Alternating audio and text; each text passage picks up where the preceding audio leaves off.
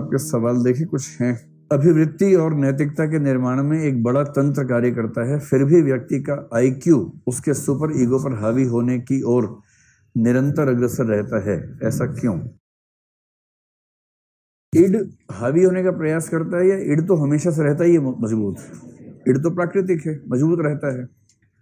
Super ego कभी कभी कमजोर पड़ जाता है, और जब जब सुपर ईगो कमजोर पड़ता है तब तब इड का हावी होना ज्यादा विजिबल हो जाता है। हमें ऐसा लगता है कि सकारात्मकता के लिए अतिरिक्त ऊर्जा लगाते हैं, जबकि नकारात्मकता स्वाभाविक प्रतीत होती है। नकारात्मकता का संबंध इड से है, सकारात्मकता का संबंध सुपर ईगो से है। इड और सुपर ईगो में कौन सी चीज स्वाभाविक है? इड है, प्राकृतिक है। तो प्राकृतिक रूप से हम स्वार्थी हैं, बुरे हैं। हॉब्स क्या बोल रहा था? यही तो बोल रहा था। और हम अच्छा होने के लिए प्रयास करते हैं। हालांकि कुछ लोग कहते हैं कि अच्छाई भी स्वाभाविक है। जब जे.एस. मिल को पढ़ेंगे तब देखेंगे उनका पर्सपेक्टिव इस पे क्या है। उनका कहना है कि जितनी स्वाभाविक बुराई है उतनी ही स्वाभाविक अच्छाई भी है। वो वैचारिक मतभेद है, वहां देखेंगे। आपने आईक्यू की गणना के लिए जो फार्मूला बताया था उसके अनुसार तो किसी व्यक्ति के आईक्यू में परिवर्तन हो सकता है। अगर उसमें क्वेश्चन सॉल्विंग को आधार बनाया जाता है तो क्वेश्चन के चेंज होने के साथ ही व्यक्ति के आईक्यू में बदलाव आ सकता है। इसको स्पष्ट कर दीजिए कि आईक्यू चेंज हो सकता है या नहीं। देखो, अगर टेस्ट ठीक तरीके से कंडक्ट हुआ है तो आईक्यू में चेंज वो नेग्लिजिबल सा होगा। इसे यूं समझें कि जैसे मान लीजिए कि आईक्यू के 10 टेस्ट हैं, आईक्यू के हजारों टेस्ट हैं। अगर आप ऑनलाइन जाएंगे ना गूगल पे और लिखेंगे I want to test my IQ, तो 5000 क्वेश्चन पेपर सामने आ जाएंगे। उनमें से कोई भी एक सॉल्व कर लीजिए, ठीक है। तो उसमें क्या होता है, जैसे मैंने आपसे कहा कि 100 क्वेश्चंस हैं और 100 क्वेश्चंस में 80 स्कोर जिस व्यक्ति का है, 15 साल की उम्र के व्यक्तियों का एवरेज स्कोर 80 है, ठीक है। और 20 वालों का 85 है, 25 वालों का 90 है। मान लीजिए आपने उससे सॉल्व किया, आपकी उम्र है केवल उस समय 10 साल, लेकिन आपका स्कोर आ गया है 90। तो क्या कहा जाएगा? क्योंकि 25 साल की उम्र के व्यक्ति औसत रूप से 90 नंबर लाते हैं, तो आपकी मेंटल एज 25 मानी जाएगी, ठीक। क्रोनोलॉजिकल एज 10 है, गुणा 100 कर देंगे तो आपका आईक्यू स्कोर क्या हो गया? 250 हो गया। अब आप कह रहे हैं कि अगर क्वेश्चन चेंज हो गया तो क्या होगा? तो कुछ नहीं होगा। मान लीजिए दूसरा पेपर है, थोड़ा सा आसान पेपर है। आसान पेपर में क्या होगा कि 25 साल के व्यक्तियों का स्कोर 100 के आसपास आएगा, 98 आएगा एवरेज स्कोर। 15 वालों का एवरेज स्कोर 88 हो जाएगा, ये मान लीजिए 93 हो जाएगा या 94 हो जाएगा। और जब आप 10 की उम्र में ये वाला पेपर करेंगे, थोड़ा आसान वाला, तो आप इसमें 100 के 100 नंबर लेंगे और 100 नंबर लाएंगे तो भी क्या होगा? इस पेपर में 100 का स्कोर किस मेंटल एज के बारे में है? 25 की है। टफ पेपर में 90 का स्कोर 25 के मेंटल एज के बारे में था, आसान पेपर में 100 का स्कोर होगा। इसलिए हर पेपर के हिसाब से देखा जाता है कि इस पेपर में गिवन टाइम में कितना स्कोर किस मेंटल एज के बारे में डिनोट करता है, संकेत करता है। स्पष्ट है पूरी बात यहां तक की? तो वहीं से आगे बढ़े। हाँ, एज के हिसाब से आईक्यू चेंज होता ही होता है, लेकिन हम आईक्यू का परीक्षण करते हमेशा उस एज के हिसाब से है, जिस एज का व्यक्ति है उसके हिसाब से करते हैं। हाँ, एक एज के बाद 20-25 के बाद इस बात से फर्क नहीं पड़ता कि आपकी एज क्या है, लेकिन छोटे बच्चों की आईक्यू को टेस्ट करते हुए हमेशा उनकी एज को ध्यान रखना जरूरी होता है।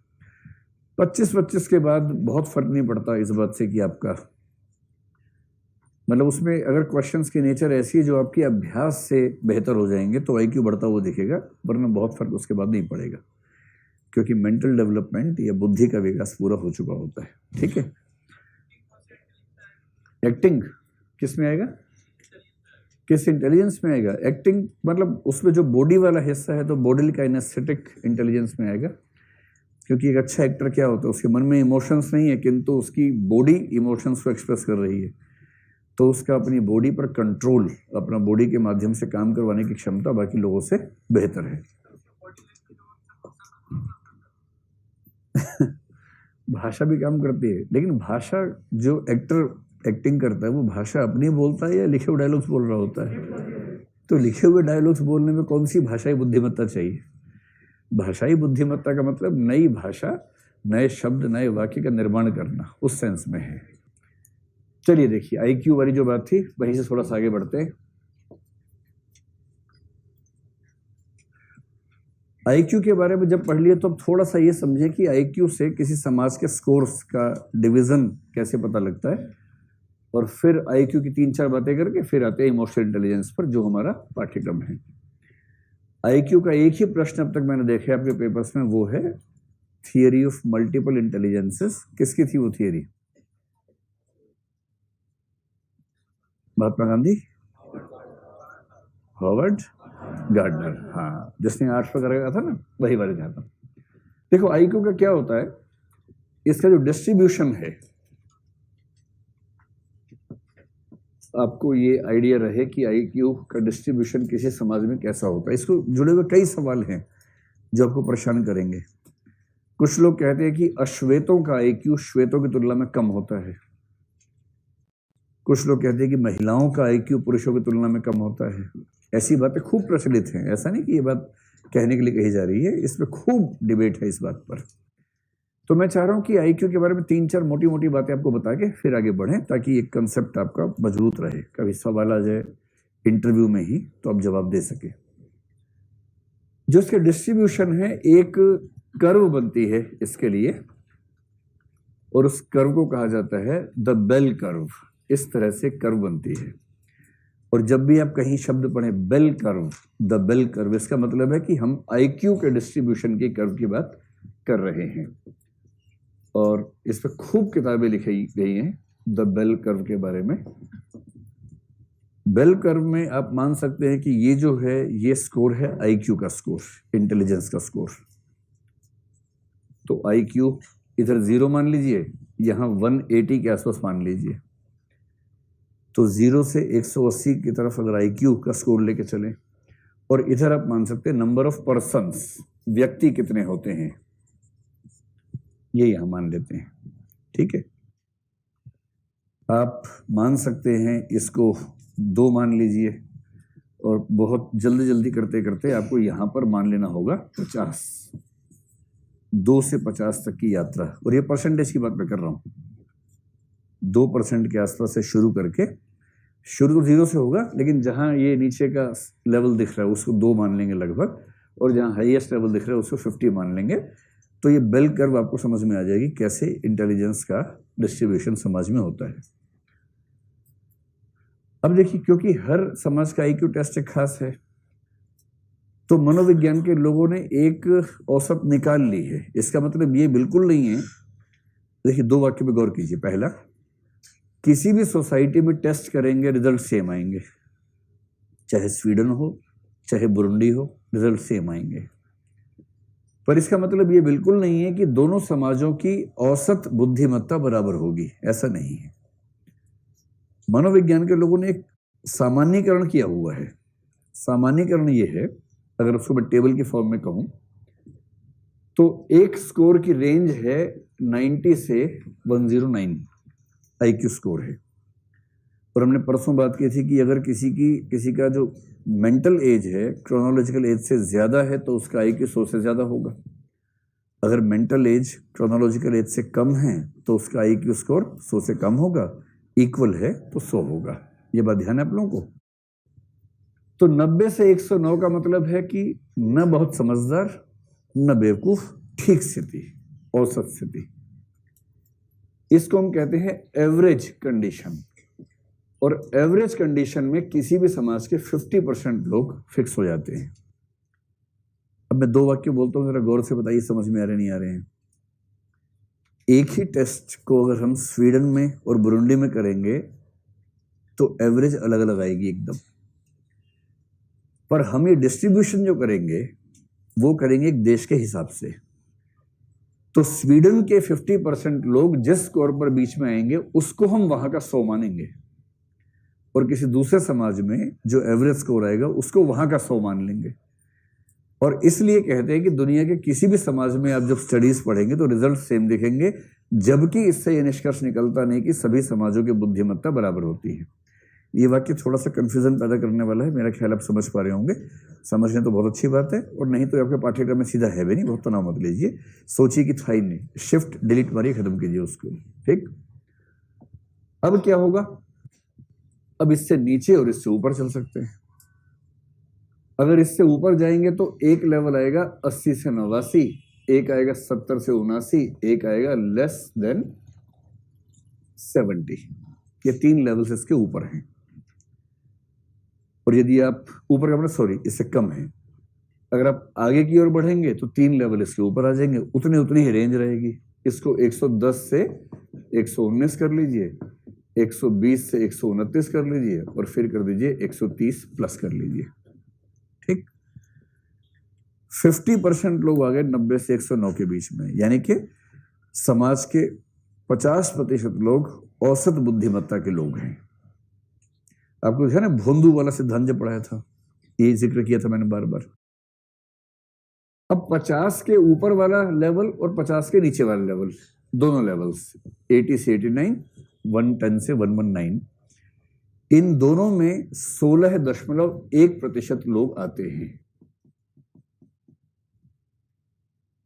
जो ऊपर वाला उसको बोलेंगे हाई एवरेज, जो नीचे वाला उसको बोलेंगे लो एवरेज। एवरेज के आसपास किंतु थोड़ा सा हाई थोड़ा सा लो, इसको बोल देते हैं हाई एवरेज या लो एवरेज। ये 2 लेवल से समझ में आ गया। 16.1% लोग, मैं इसको अगर लिख दूं लो एवरेज कर लीजिए, इसको कर लीजिए हाई एवरेज। मैंने गलत लिख दिया, परसेंटेज एक सीधी मैंने चाहिए थी, अब ठीक कर लीजिएगा उसको। ठीक, अब 70 से 79 जो कि थोड़ा सा कम बुद्धिमत्ता का स्तर है, जो व्यक्ति इस लेवल पे होगा उसके लिए मैथ्स जो होगा टेढ़ी खीर होगी बहुत ज्यादा। आप देखेंगे कुछ लोग आपके घरों में, परिवारों में, दोस्तों में ऐसे होंगे जो बहुत बेसिक कैलकुलेशन भी उंगली के बिना नहीं कर पाते हैं। जी, जैसे आप बोलेंगे रात के 11:40 पे अलार्म लगाया था 7.5 घंटे का, बताओ कितने बजे उठेंगे? बोलेंगे रुको 12, 1, 2, 3, 4, 5, 6, 6:40, 6:50, 6:60, 7, 7:10, 7:10 का ऐसे करेंगे। आपकी मुस्कुराहट बताइए कि आप भी ऐसा करते हैं? आप तो ऐसा नहीं करते भाई। आप में से कितने बच्चों को ऐसा करना पड़ता है? हाथ खड़ा कर, ईमानदारी से कर लीजिए। ऐसे बच्चे 3-4 हैं, कोई बात नहीं। तो हर व्यक्ति गणितज्ञ ही बनेगा तो देश का विकास कैसे होगा? संगीतज्ञ भी चाहिए, कलेक्टर भी चाहिए, ऐसा क्या है? ठीक है, तो जो लोग 70 से 79 या 120 से 129 पे हैं, इनकी परसेंटेज होती है 6.7, दोनों लेवल्स पर 6.7% होता है। इनको कहते हैं कि ये थोड़ा सा सुपीरियर लोग हैं, जो 120 वाले हैं सुपीरियर, और 70 से 79 वाले को बोलते हैं बॉर्डर लाइन केसेस, कि बस बाल बाल बचे हैं, इससे थोड़ा सा और नीचे फिसलते तो मामला फंस जाता। अब जो लेस देन 70 है, जिसका 70 से कम है, उसको थोड़ा सा दिक्कत रहती है। ऐसे व्यक्तियों को बोलते हैं मेंटली चैलेंज व्यक्ति या मेंटली रिटार्डेड व्यक्ति।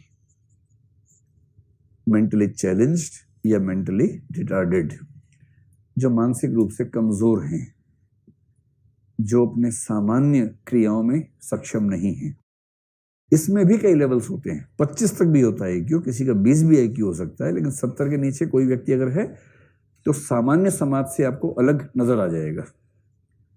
उसमें भी 4 रेंजेस है, 70 से 55 है, 55 से 40 है, 40 से 25 है, 25 से नीचे है। जो 40 से नीचे है जनरली वो अपना काम में नहीं कर सकता। आप उससे ये उम्मीद भी नहीं कर सकते कि जैसे उसे पानी पीना है तो वो उठ के पानी पी लेगा। उसका दिमाग उसको बता ही नहीं पाएगा कि जो प्यास की समस्या है इसका समाधान ये है कि उठो पानी भरो पी लो, वो ये भी नहीं कर पाएगा। जो 55-60 वाला है वो छोटी मोटी नौकरी, चौकीदार कहीं बन जाएगा, कोई ऐसा काम जिसमें दिमाग नहीं लगाना है, बस फिजिकली प्रेजेंट रहना है। जैसे चौकीदार है, चपड़ासी है, बैठा है, उसे केवल एक काम करना है, बेल बजे पानी लेके चले जाओ अंदर, बस इतना काम कर लेगा। लेकिन उससे ज्यादा ऑपरेशन उसके बस की बात नहीं होगी। और यदि कोई व्यक्ति 130 प्लस है, 130 प्लस वाले को बोलते हैं वेरी सुपीरियर।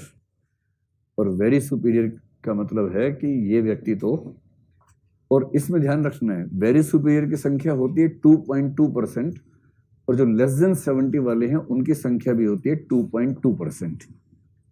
ये सोशल डिस्ट्रीब्यूशन ऑफ इंटेलिजेंस हर समाज में माना गया है। अब आप इसको पूरा काउंट करेंगे तो 50 + 16.1, 6.7, 2.2 मिला के हो जाएगा 25। ये 3 मिला के 25 हो गए, ये 50 है ही, तो 100% का डिस्ट्रीब्यूशन इस तरह से इंटेलिजेंस का हो जाता है समाज में। जिस बात पर हमारी पहली क्लास में ठीक ठाक युद्ध जैसा होने लगा था, देखिए आगे है। अगर कोई व्यक्ति क्षेत्र विशेष में इंटेलिजेंट, जैसे म्यूजिक या बॉडी या लिंग्विस्टिक, क्या वह यूपीएससी में सफल नहीं हो सकता? ऐसे सैंपल्स हर तरह के हैं।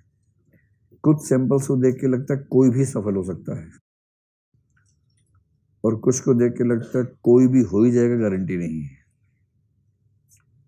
आपने अपने आसपास 2 एग्जाम्पल जरूर देखे होंगे। एक ऐसा व्यक्ति जिसका हो ही जाना चाहिए था पर नहीं हुआ। ऐसे लोग देखें कि नहीं देखें? देखें। उनको देख देख के आपको तनाव होता होगा कि यार इसका नहीं हुआ तो मेरा कैसे हुआ, ऐसा भाव मन में आता होगा, है ना। लेकिन आपके ही आसपास कुछ ऐसे पीस भी मिलेंगे जिनसे बात करके, जिनको देख के आपको लगेगा कि यार इसका कैसे हो गया, और उस दिन आपको कॉन्फिडेंस टर्म पे आएगा कि इसका अगर हो गया है तब तो मेरा हो ही जाएगा।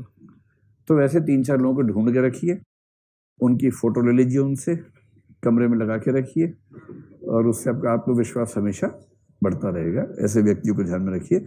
और यूपीएससी में भांति भांति के लोग सफल हुए हैं, इसमें कहना बड़ा मुश्किल है किसका होगा। हाँ, लिंग्विस्टिक इंटेलिजेंस अगर है तो मेंस में आप झंडे गाड़ सकते हैं।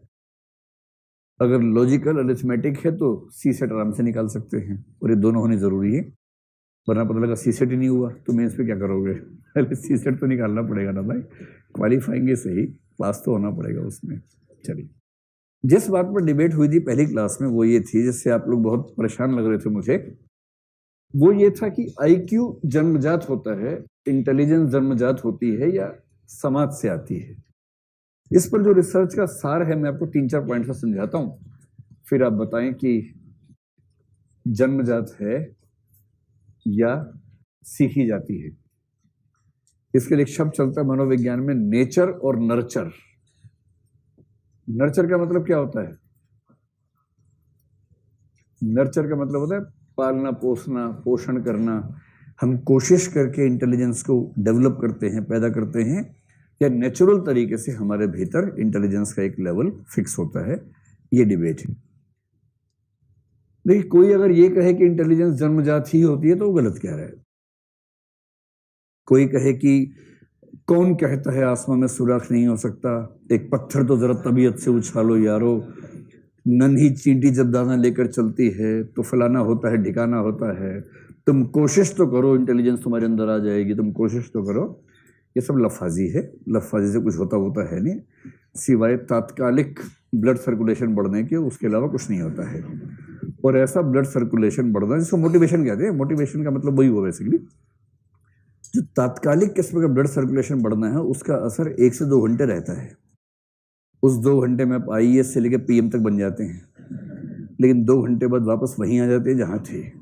तो ऐसे जो पंपिंग वाला होता है ना, कि पंप किया, फुला दिया गुब्बारा, और बाद में गुब्बारे की हवा निकल गई, तो उसका कोई बहुत महत्व है नहीं। ईमानदारी की बात यह है कि हम सबकी आईक्यू की रेंज बायोलॉजिकल है, जिसमें हम कुछ कर नहीं सकते। हाँ, उस रेंज के भीतर हम कितना उसको डेवलप कर लेंगे ये हमारे हाथ में। ऐसे कई प्रयोग हुए हैं, तो इसके बारे में कुछ निष्कर्ष निकालने से पहले देखिए स्टडीज किस चीज पर होती हैं। मनोविज्ञान के लोग स्टडी करते हैं जनरली आइडेंटिकल ट्विन्स के ऊपर, उससे पता लग जाता है। तो मैं 4 केसेस बता रहा हूं। पहला है आइडेंटिकल ट्विन्स। आइडेंटिकल ट्विन्स को आप क्या बोलेंगे हिंदी में? ऐसे हिंदी बोलो कि वो भी ना समझ पाए जिनके बारे में बात चल रही है। क्या बोल रहे?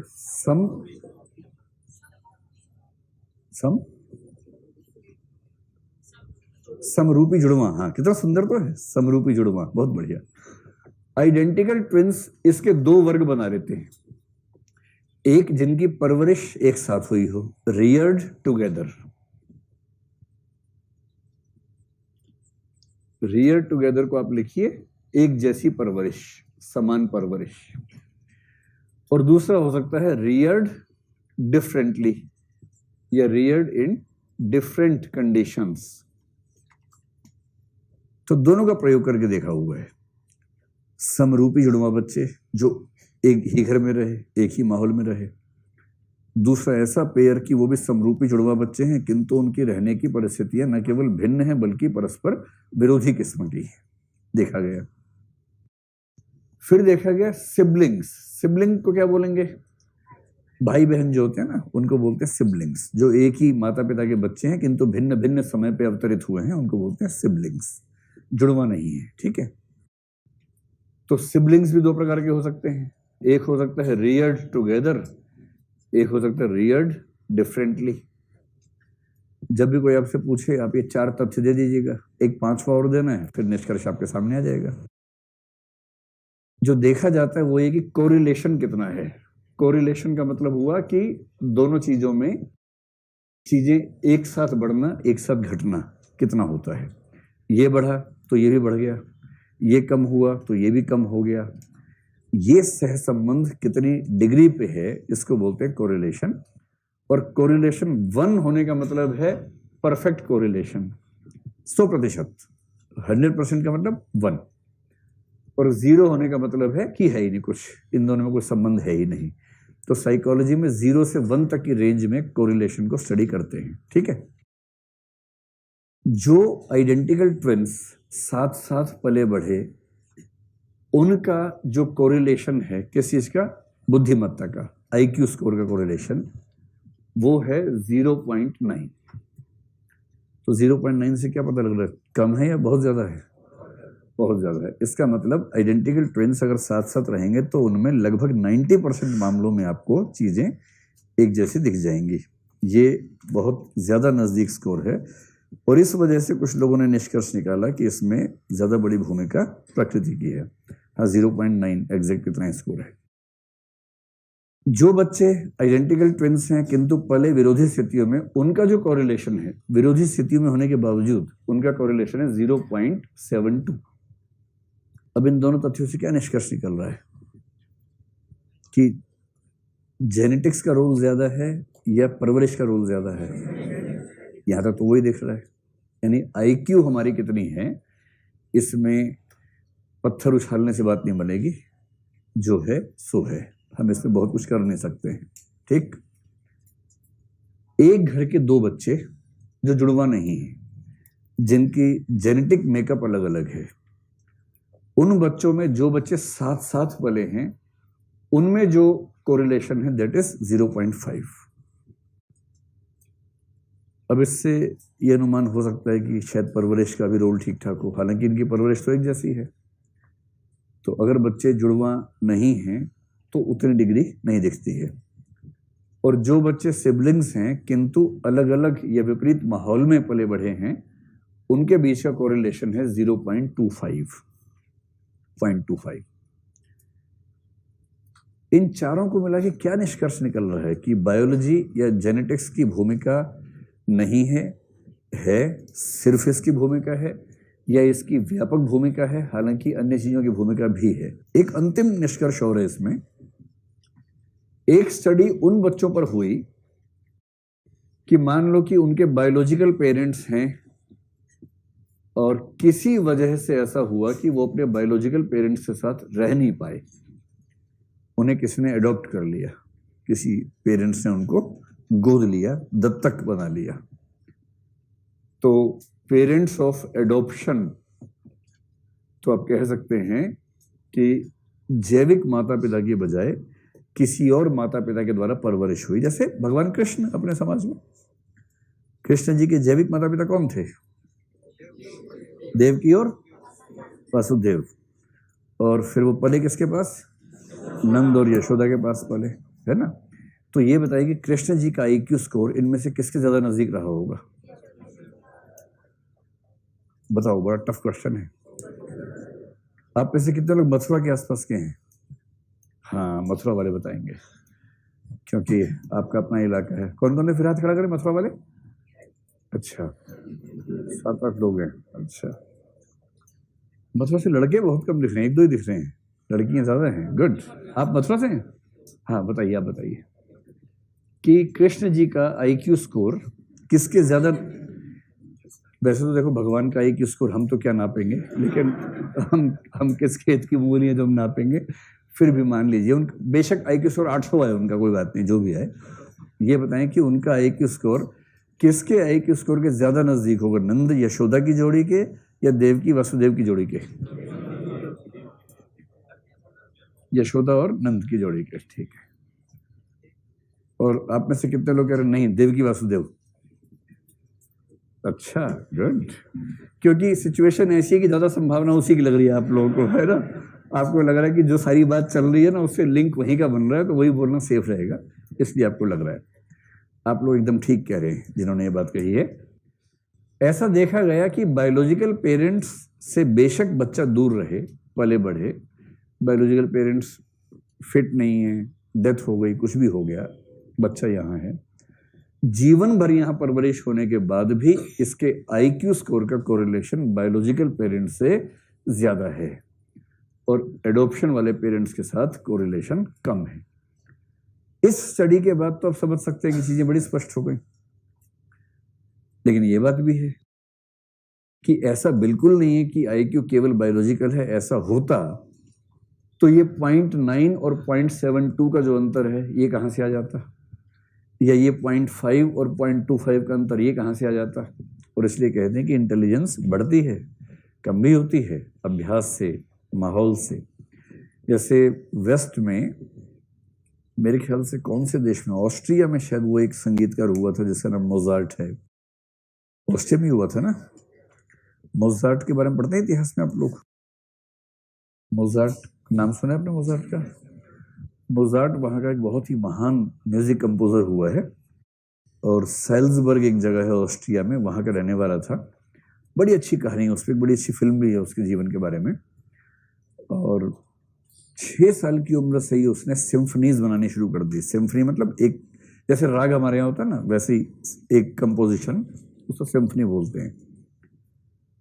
और इतना प्रसिद्ध हो गया बचपन में ही कि जो राजकीय संगीत का सबसे प्रमुख व्यक्ति था, राज्य का संगीत प्रमुख, वो उससे हारने लगा।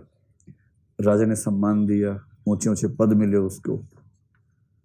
और अभी पूरे यूरोप, एक सेंस में अमेरिका वगैरह भी, उसकी सिम्फनीज को सुनना उनके लिए एक जीवन की सबसे अच्छी सुंदर बातों में से एक मानी जाती है। यूरोप में स्टडीज हुई और स्टडीज में एक कंसेप्ट आया मोजार्ट इफेक्ट, जिसका मतलब ये है कि यदि बच्चे को बचपन से मोजार्ट की सिम्फनी सुनाई जाए तो उसके IQ स्कोर में तेज वृद्धि हो जाती है। ऐसी स्टडीज की गई और उसकी तुलना में कुछ और चीजें की गई, मतलब संगीत की बजाय कुछ और चीजें की गई, तो उस गति से वृद्धि नहीं होती है। ऐसी स्टडीज क्या बता रही हैं कि IQ जेनेटिकली फिक्स नहीं होता, उसमें बढ़ने घटने की संभावना बनी रहती है। तो आज से 7-8 साल बाद जब जरूरत पड़ेगी, मोजार्ट की सिम्फनी अपने घर में लगा लीजिएगा, ताकि अगली पीढ़ी खूब जबरदस्त 250-300 का स्कोर लेके IQ में दिमाग के दरवाजे फाड़ दे एकदम, और कुछ ऐसा करे कि आप भी दंग रह जाए कि क्या कमाल कर दिया है। ठीक है, चलिए। तो इसका जो निष्कर्ष है एक वाक्य में, वो ये है कि जेनेटिक लेवल पर इंटेलिजेंस की रेंज फिक्स हो जाती है। जेनेटिक लेवल पर हमारी रेंज फिक्स हो जाती है। उस रेंज के भीतर हम कहां से कहां तक की यात्रा करेंगे, ये डिपेंड करता है हमारे माहौल पर, हमारे प्रयासों पर। तो रेंज फिक्स हो जाती है जीन से। जैसे मान लीजिए किसी की रेंज फिक्स हो गई है कि वो 90 से 120 की रेंज है। अब अगर ये कुछ नहीं करेगा जीवन में तो 90 पे अटका रहेगा, बहुत प्रयास करेगा तो 120 तक चला जाएगा। लेकिन 120 के ऊपर जाने के लिए इसके पास जेनेटिक सुविधा नहीं है। और कुछ बच्चे ऐसे होंगे जो शुरू ही 130 से करेंगे क्योंकि जेनेटिकली इतने स्ट्रांग है। इसलिए जीन्स की भूमिका ठीक ठाक है, इसको हम खारिज नहीं कर सकते हैं। अच्छा लगे चाहे बुरा लगे, इसको तो मानना ही पड़ेगा। चलिए, इंटेलिजेंस के बारे में लगभग सारी बात हो गई। अब हम इसके एक हिस्से इमोशनल इंटेलिजेंस की बात करेंगे। लेकिन चलते चलते 3-4 वाक्य बोल रहा हूं, उनको केवल निष्कर्षों के रूप में ध्यान रखें। कभी कोई डिबेट आए तो बता दीजिएगा। एक सवाल है कि एज के साथ इंटेलिजेंस का फर्क क्या पड़ता है, जो भी इन्होंने पूछा भी था, कहा भी था। इसका जवाब मैं पहले दे चुका हूं आप लोगों को। आज फिर से 2 शब्दों का प्रयोग कर रहा हूं, जो 2 शब्द तब भी आए थे। पहला शब्द था फ्लूइड इंटेलिजेंस। तो बता दो अगर पहला शब्द फ्लूइड इंटेलिजेंस है, दूसरा क्या होगा? गैसीय बुद्धिमत्ता है, क्रिस्टलाइज्ड, ठीक है।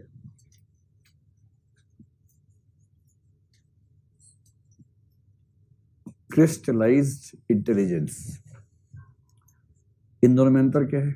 फ्लूइड इंटेलिजेंस किस उम्र में ज्यादा होती है? 16 की उम्र में। इसका मतलब 16 के आसपास ठीक रहती है, धीरे धीरे धीरे धीरे कम होती है। समझ नहीं कि 16 साल एक दिन का होते ही बच्चे की खत्म हो गई अचानक, क्योंकि वो 16 साल प्लस का हो गया है।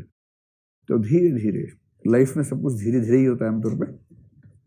और क्रिस्टलाइज्ड इंटेलिजेंस कब ज्यादा होती है? उम्र बढ़ने के साथ साथ। जैसे जैसे आप सीनियर होते जाएंगे एज में, वैसे वैसे आप पाएंगे कि आप जिस क्षेत्र में काम करते हैं, जो भी आपका एरिया ऑफ वर्क है, आपकी एक्सपर्टीज ऐसी हो जाएगी, जैसे मैंने कहा था ना, आंख बंद करके ऑपरेशन सफल कर दिया डॉक्टर ने, ऐसा उसको प्रैक्टिस है। बस अंधेरा कमरा था, लाइट ऑफ हो गई, अचानक ऑपरेशन चल रहा था, बत्ती गुल हो गई, उसने कोई बात नहीं, हाथ से देखा किडनी कहाँ है, किडनी से 3 उंगली इधर, कैंची चला दी, सही चली एकदम। उसको इतना आइडिया है कि किडनी के 3 उंगली इधर ही कैंची चलानी है। ऐसा करता कोई नहीं है, मैं ऐसे मजाक में कह रहा हूँ लेकिन मैं सिर्फ ये बताना चाह रहा हूँ कि जिस आदमी ने 10,000 आदमियों खोल लिया होगा, उसके लिए क्या बड़ी बात है, प्रैक्टिस से हो जाता है। तो क्रिस्टलाइज्ड इंटेलिजेंस काम आती है एक्सपर्टीज वाले क्षेत्रों में, और मौलिकता वाले क्षेत्र में कौन सी चाहिए? Fluid intelligence. एक कंसेप्ट हुआ। दूसरा कंसेप्ट है रेस वाला। केवल एक निष्कर्ष नोट कर लीजिए कि अमेरिका में इस पर खूब रिसर्च हुए, बड़े रिसर्च हुए, और आप समझ सकते हैं कि देखिए डेमोक्रेसी में क्या होता है ना, कभी कभी आपको ये भी ध्यान रखना होता है कि जो विज्ञान के निष्कर्ष आ रहे हैं वो भी डेमोक्रेसी के हिसाब से सेट करने जरूरी हो जाते हैं। अब मान लीजिए रिसर्च आपने की, और रिसर्च में ये आ रहा है, जैसे भारत में मान लीजिए रिसर्च की, BHU में हुई रिसर्च, और निष्कर्ष में ये आ गया गलती से कि मुसलमानों का IQ हिंदुओं से ज्यादा है।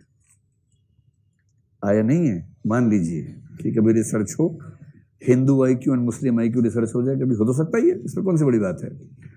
और हिंदुओं के 100 सैंपल उठाए, मुसलमानों के 100 सैंपल उठाए, रैंडमली उठाए, या मतलब स्ट्रेटेजिक तरीके से उठाए, स्ट्रेटिफाइड सैंपल्स उठाए, ताकि रिजल्ट सही निकले। साबित करने की इच्छा ये थी, योगी जी ने कहा था ठीक से साबित करो भाई कुछ। साबित करने की इच्छा ये थी कि साबित हो कि हिंदू लोगों का IQ मुसलमानों से 30-40 डिग्री ज्यादा होता है, और रिजल्ट जब आया तो निकल गया उल्टा मामला। मान लीजिए कि मुसलमानों का एवरेज IQ आ गया 112, हिंदुओं का आया 98, और फिर ये रिसर्च पहले कहा जाएगी, मुख्यमंत्री के पास जाएगी कि मुख्यमंत्री जी रिसर्च का ये निष्कर्ष है, ये ठीक है, या लेबल चेंज कर दें दोनों या सैंपल चेंज करें सारे के सारे।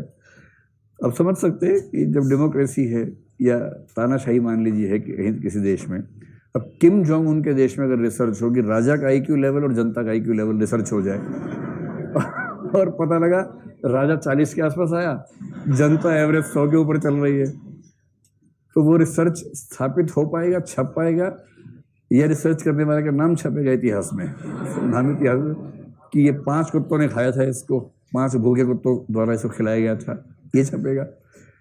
तो अमेरिका में भी क्या डिबेट चल रही है? रेसिज्म की डिबेट चल रही है। तो जो वाइट्स हैं, वहां के वाइट्स और यहाँ के जो रूढ़िवादी हैं एक जैसे हैं, खोपड़ी तो एक जैसी है ना, एंटीना एक जैसा है, बस एंटीना कैच करता है चैनल अलग अलग। उनका चैनल कैच करता है कैथोलिक वाइट, यहाँ क्या करता है गीता पुराण, वो सब कैच कर लेता है। एंटीना सेम है, चैनल्स अलग अलग हैं दोनों स्थानों पर। तो वो साबित करने में जुटे रहते हैं कि वाइट्स जेनेटिक रूप में ब्लैक से बेहतर है। ठीक है, खूब रिसर्च करते हैं, और ये बात सही है कि हर रिसर्च का रिजल्ट यही निकलता है। अब कितना रिसर्च कर लें, हर केस में IQ का रिजल्ट जो वाइट्स की एवरेज है वो ब्लैक्स की एवरेज से ज्यादा आती है, ठीक ठाक ज्यादा आती है। तो उनमें जो खुश होते हैं इस बात से, वो झंडे गाड़ देते हैं कि साबित हो गया, ऐसे ही हम थोड़ा ना आगे निकले हैं। सभ्यता के इतिहास में वही आगे निकलेगा जो बुद्धिमान है। हम बुद्धिमान हैं, जेनेटिकली बुद्धिमान है, रिसर्च साबित कर रही है। इस पर अश्वेत क्या करें? उनके पास ना विश्वविद्यालय, ना प्रोफेसर, ना रिसर्च करने की तकनीकें, वो कैसे साबित करें फिर? तो अंत में अमेरिकन साइकोलॉजिस्ट एसोसिएशन ने निष्कर्ष जो दिया बहुत संभल के दिया। उन्होंने कहा कि ये बात ठीक है कि हमारे अधिकांश रिसर्च साबित करते हैं कि व्हाइट्स का आईक्यू लेवल ब्लैक से बेहतर है, और जो साबित होता है वो तो ये होता है कि वहाँ एशियन अमेरिकन जो हैं उनका आईक्यू लेवल सबसे अच्छा है, जिसमें हम लोग आते हैं। जो लोग यहाँ से गए भारत से या पाकिस्तान से, पाकिस्तान सुनते क्यों ऐसा मुंह बनाते हो आप लोग भाई? वो भी तो एशिया में ही है। जो लोग भारत से गए या पाकिस्तान से गए या चीन से गए वो एशियन अमेरिकन हैं। सेकेंड जनरेशन में क्या हो गए? एशियन अमेरिकन हो गए। एशियन अमेरिकन का आईक्यू लेवल व्हाइट अमेरिकन से ज्यादा है, और व्हाइट अमेरिकन का आईक्यू लेवल जो ब्लैक अमेरिकन कहते हैं उनको, ब्लैक अमेरिकन या अफ्रीकन अमेरिकन से ज्यादा है। ये स्थापित निष्कर्ष है। आप इसमें से पहला हिस्सा लेके खुश हो सकते हैं कि हमारा आईक्यू लेवल उन लोगों से बेहतर है ना? आप खुश हो सकते हैं, पर इस खुशी को खत्म करने के उपाय मेरे पास हैं। इस खुशी को खत्म करने का पहला उपाय ये है कि जो एशियन अमेरिकन यहाँ से वहां गए हैं वो एशिया के सामान्य वर्ग का प्रतिनिधित्व नहीं करते हैं। वो यहाँ की क्रीम जाती है, वहां पर बहुत पढ़े लिखे, आईआईटी में टॉप किया, एम्स में टॉप किया, फिर क्या किया? अमेरिका चले गए। अमेरिका में जो भारतीय या पाकिस्तानी या चाइनीज गए हैं वो अपने देशों के सामान्य लोग नहीं हैं, वो अपने देशों के सबसे सफल और बुद्धिमान लोग थे पढ़ाई लिखाई में, इसलिए वहां चले गए, वहां बस गए। और सेकेंड जनरेशन में वहां क्या कहा गया कि ये एशियन अमेरिकन हैं, इनको सैंपल लेते हैं। 100 इनके इकट्ठे कर लिए, पर ये 100 लाखों में से 100 निकले पहले, वो गए हुए थे। और वहां के 100 लिए, वहां के तो वहीं के 100 हैं। वो तो कोई भी चिंटू मिंटू मिल गया वहां का, तो सीधी सी बात है। तो ये सैंपलिंग इतनी गलत है, लेकिन इंडिया के लोग जो अमेरिका में है इसी रिसर्च को दिखा दिखा के चौड़े होते रहते हैं बार बार। हाउडी मोदी, हाउडी मोदी, फिर बताते हैं कि हम लोग तो कमाल के लोग हैं। अरे भारत के लोग मजाक समझते हो, सबसे ऊपर हम लोग चल रहे हैं। और जो अफ्रीकन अमेरिकन हैं वो क्यों पीछे हैं? उसकी 2-3 वजह हैं। पहली बात, अफ्रीका से जो लोग अमेरिका आए थे वो वहां के सबसे कमजोर लोग थे, जिनको दास बना के लाया गया था। आप अंतर समझ रहे रूट्स में? अफ्रीका के सबसे कमजोर लोग अमेरिका लाए गए थे। भारत के सबसे समझदार लोग अमेरिका शौक से गए थे, भारत, पाकिस्तान, चीन। और वो जो वहां बस गए उनका सैंपल लेके हम तय करने का प्रयास कर रहे हैं कि कौन सी रेस ज्यादा समझदार है। और सबसे बुड़बक रेस जो समझ में आ रही है वो मनोवैज्ञानिकों की रेस समझ में आ रही है, जो इनका अध्ययन कर रही है, जो इनका निष्कर्ष निकाल के साबित कर रही है कि कौन समझदार कौन बेवकूफ है। तो सबसे बेवकूफ या बुड़बक कौन साबित हुआ? मनोवैज्ञानिक साबित हुआ। लेकिन साबित नहीं हुआ, क्योंकि जो मैं आपको बता रहा हूँ वो उन्होंने बताया है, मैं नहीं बता रहा हूँ आपको। ये अंतर जो बता रहे हैं ये उन्होंने बताए हैं। उन्होंने बताया अंत में कि हमारे निष्कर्ष इसलिए गलत हो सकते हैं क्योंकि ये तथ्य भी ध्यान रखने पड़ेंगे। दूसरा, जो अश्वेत समुदाय है वो प्रायः गरीब समुदाय है, और गरीब समुदाय के पास न्यूट्रिशन अच्छा नहीं है, भोजन अच्छा नहीं मिलता है। भोजन अच्छा मिल भी जाए तो जो परवरिश के बाकी सब चीजें हैं, समाजीकरण है, वो अच्छा नहीं मिलता, परिवेश अच्छा नहीं मिलता है। और तीसरी बात, परिवेश भी अच्छा मिल जाए तो भी जो बैकग्राउंड है, लंबी एजुकेशनल बैकग्राउंड वगैरह है, या हेल्थ भी इसमें एक जोड़ लीजिए, न्यूट्रिशन हेल्थ को एक ही साथ मान लेते हैं, वो अच्छा नहीं मिलता है। अब मैं आपको एक मजेदार सा लिंक इसे जोड़ के भारत का बताता हूँ। देखिए, आप लोग जिस आईक्यू लेवल पे है ना, उसमें आपके परिवार परिवेश की भूमिका यूं समझें। एक सैंपल कर लें, जल्दी से सर्वे कर लें। आप में से किसके माता पिता में से कम एक व्यक्ति ग्रेजुएट या उससे ज्यादा पढ़ा हुआ है? हाथ खड़ा करें। ये संख्या लगभग 70-80% दिख रही है, ठीक है। आप में से कितने बच्चे हैं जिनके पेरेंट्स में से कोई भी ग्रेजुएट नहीं है? हाथ खड़ा करें। संकोच मत कीजिए, इसमें आपकी गलती नहीं है बिल्कुल भी। ये संख्या मेरे ख्याल से 10-15% के बीच में होगी, ठीक है। चलिए, अब मैं आपको ये पूछना चाह रहा हूं कि अगर आपके पेरेंट्स पढ़े लिखे हैं, इसका बेनिफिट आपको जीन्स के लेवल पर तो कुछ खास नहीं मिला होगा। जीन्स में तो एमए का जीन चला गया, बीटेक का जीन चला गया, वो तो नहीं होता है, सीधी सी बात है ना, डिग्री का जीन तो नहीं जाएगा। लेकिन अगर आप एक ऐसे घर में हैं जहां पेरेंट्स को भाषा की, गणित की सामान्य समझ है, जैसे मैं अपना बताऊं, मेरे दोनों पेरेंट्स हिंदी भाषा के अध्यापक रहे, हिंदी साहित्य के अध्यापक रहे, फादर भी मदर भी। नहीं, लेकिन मैं अपने घर में अकेला हूँ। मेरे दो भाई हैं, वो दोनों इंजीनियर्स हैं, मतलब मैं अकेला हूँ जो इस क्षेत्र में है। वो लोग उसी दुनिया के लोग हैं, इंजीनियरिंग और मैथमेटिक्स और सॉफ्टवेयर उसी दुनिया के लोग हैं। मैं अकेला थोड़ा सा अलग ट्रैक पे चल पड़ा। लेकिन मैं एक बात जानता हूँ कि जब जब मैंने हिंदी लिखने में गलतियां की, घर में ठुकाई हुई ठीक से मेरी, मतलब प्यार से कहा, समझाया बुझाया, वरना सुताई कर दी, जो भी किया, एक शब्द गलत एक लात।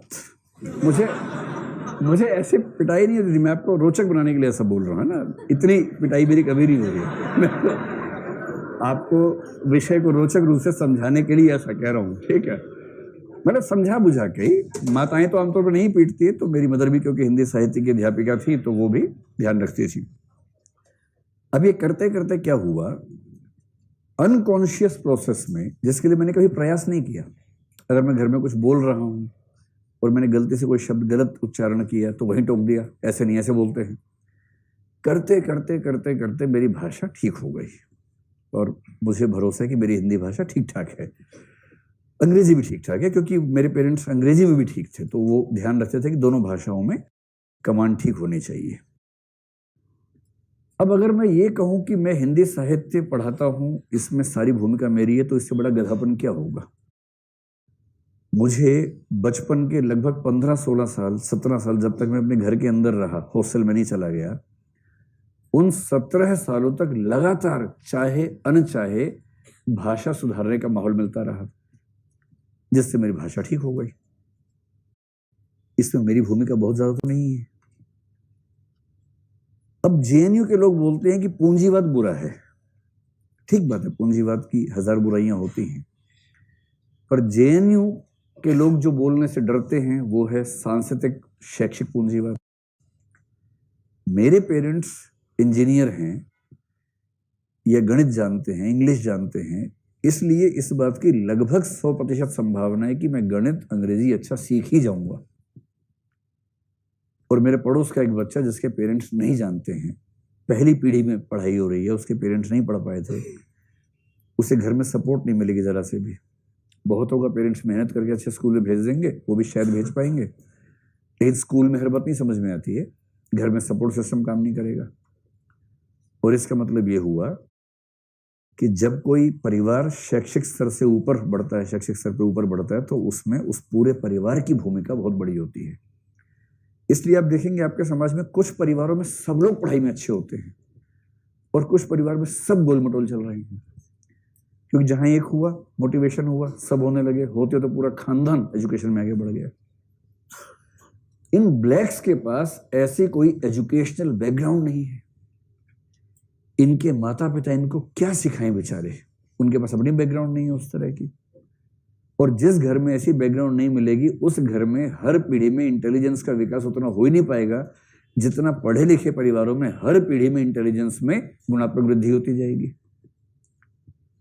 इसलिए अमेरिकन साइकोलॉजिस्ट एसोसिएशन जब कहती है, बड़ा सावधानी से कहते हैं कि यह ठीक है कि किसी भी टेस्ट में व्हाइट्स का स्कोर ब्लैक से ज्यादा आता है, लेकिन बायोलॉजी के लेवल पर अभी तक एक भी ऐसा जीन नहीं मिला है, एक भी ऐसा सिम्टम नहीं मिला है जिसके बेस पे ये कहा जा सके कि इसकी वजह केवल बायोलॉजिकल है। और हम ये मान के चलते हैं कि इसकी वजह सोशल है, इकोनॉमिक है, बैकग्राउंड में है, न कि जीन्स में है। ठीक यही निष्कर्ष है पुरुष महिला के मामले में। जनरल आईक्यू टेस्ट में पुरुषों का स्कोर महिलाओं से ज्यादा दिखता है, लेकिन इसकी असली वजह है ये मानना कि जेनेटिकली महिलाएं पीछे हैं, ऐसे निष्कर्ष निकालना मुश्किल है। कुछ मूर्ख एक कंसेप्ट का इस्तेमाल करते हैं, स्पेलिंग मेरा अनुमान है कि मैं ठीक लिख रहा हूं, आप चेक कर लीजिएगा। सेफेलिक इंडेक्स एक चीज होती है, सेफेलिक इंडेक्स। सेफेलिक इंडेक्स को एंथ्रोपोलॉजी में खूब यूज किया जाता है और वो लोग कहते हैं कि इसका बेसिक मतलब है जो हमारी खोपड़ी है उस खोपड़ी का आयतन कितना है, खोपड़ी का आकार कितना है, ब्रेन का आकार कितना है, इसको बोलते हैं सेफेलिक इंडेक्स। तो वो क्या करते हैं, तुलना करने के लिए जैसे पुरुष की खोपड़ी उठाई, महिला की खोपड़ी उठाई, औसत खोपड़ी, औसत पुरुष की खोपड़ी, औसत महिला की खोपड़ी, ठीक है। रेत भर के देखते हैं, फिर देखते हैं कितनी कितनी रेत भरी गई, इसको बोलते हैं सेफेलिक इंडेक्स, यानी खोपड़ी में कितनी रेत भरने का स्पेस है, वो पुरुष में ज्यादा है।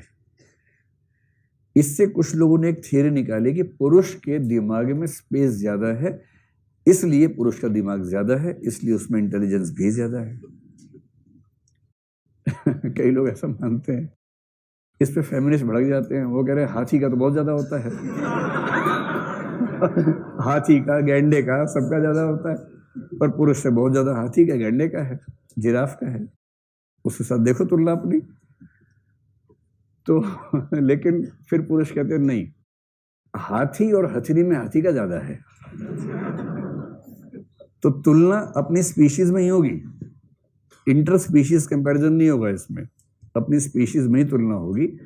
और इससे वो लोग साबित करते हैं, साबित वाबित होता कुछ नहीं है, लेकिन एक अगर कभी इंटरव्यू में आपसे सवाल पूछ लें कि क्या ऐसा मान लें कि पुरुष बुद्धिमान ज्यादा होते हैं, या महिलाओं के विपक्ष में कोई सवाल पूछें, इस तरह का निष्कर्ष कि हाँ ऐसी रिपोर्ट्स दिखती हैं, ऐसे कुछ टेस्ट होते हैं, लेकिन उसकी वजह ये है, न्यूट्रिशन है, हेल्थ है, परिवेश है, और कई हजार सालों से महिलाओं को पढ़ने का मौका नहीं मिला, इस वजह से पीढ़ी दर पीढ़ी इंटेलिजेंस के बढ़ने के जो चांसेस थे वो चांसेस कम होते गए। अगर इसकी वजह है तो वो वजह है, न कि ये कि प्रकृति की शुरुआत से महिलाएं कमजोर थी।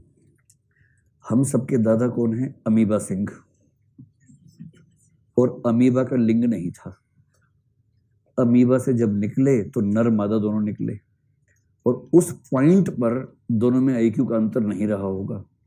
आईक्यू का डिफरेंस अगर हुआ भी है तो हिस्टोरिकल एंड सोशल है, न कि जेनेटिक है, बायोलॉजिकल है, नेचुरल है, नैसर्गिक है। क्या मैं आपको सारा समझाने में सक्षम रहा, समर्थ रहा, समझ गया ठीक से? तो आज से कभी किसी स्त्री को, अपने घर में माँ को, बहन को, बेटी को, किसी को ये मत कहना कि तुम में दिमाग नहीं है, क्योंकि जो ये कहता है दरअसल वो अपने बारे में कह रहा होता है, ठीक है। भूल के भी ऐसी बात नहीं कहनी है। किसी धर्म, किसी जाति, किसी नस्ल के व्यक्ति को भूल के मत कहना कि तुम्हारा आईक्यू कम है, क्योंकि उसका आईक्यू कम होने की वजह हम हैं, वो नहीं है। डिस्पैरिटीज से आईक्यू कम हुआ है, अगर हुआ है तो इस तरह से इस बात को समझेंगे तो बेहतर होगा। चलो अब आओ इमोशनल इंटेलिजेंस पर। जी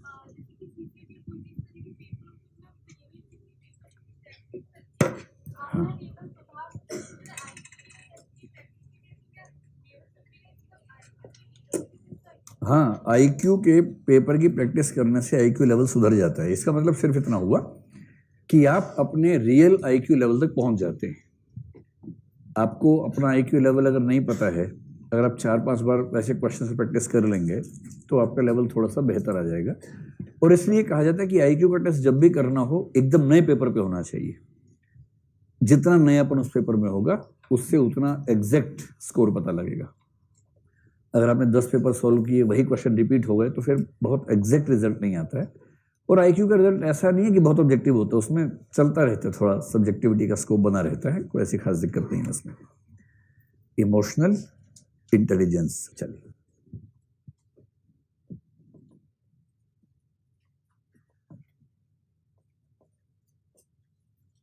कल हम इस टॉपिक को समाप्त कर लेंगे।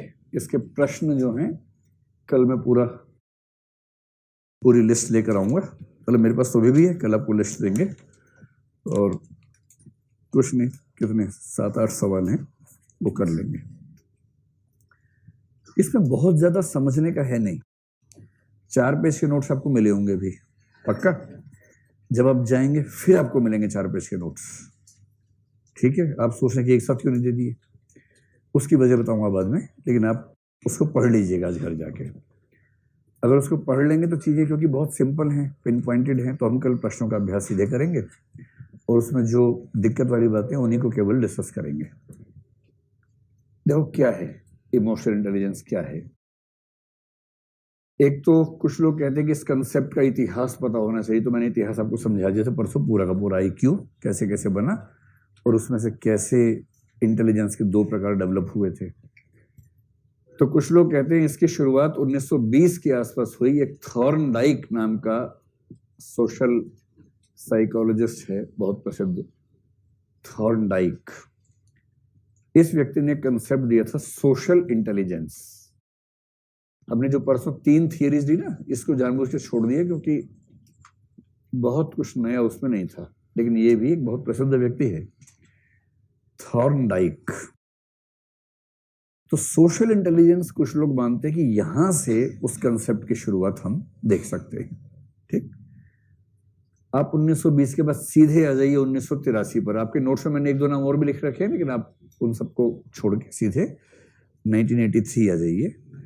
83 में जो थियरी ऑफ मल्टीपल इंटेलिजेंसेस है, किसकी थी? Gardner, Howard Gardner. Theory of multiple intelligences कितने प्रकार की थी? आप में से किसको 8 नाम याद है? हाथ खड़ा करे जरा, देखते हैं। कोई माइक ला लो तो हाथ खड़ा करो। आप करेंगे? उठो जरा, उठो। हाँ, लिंग्विस्टिक, लॉजिकल, स्पेशियल, बॉडीली,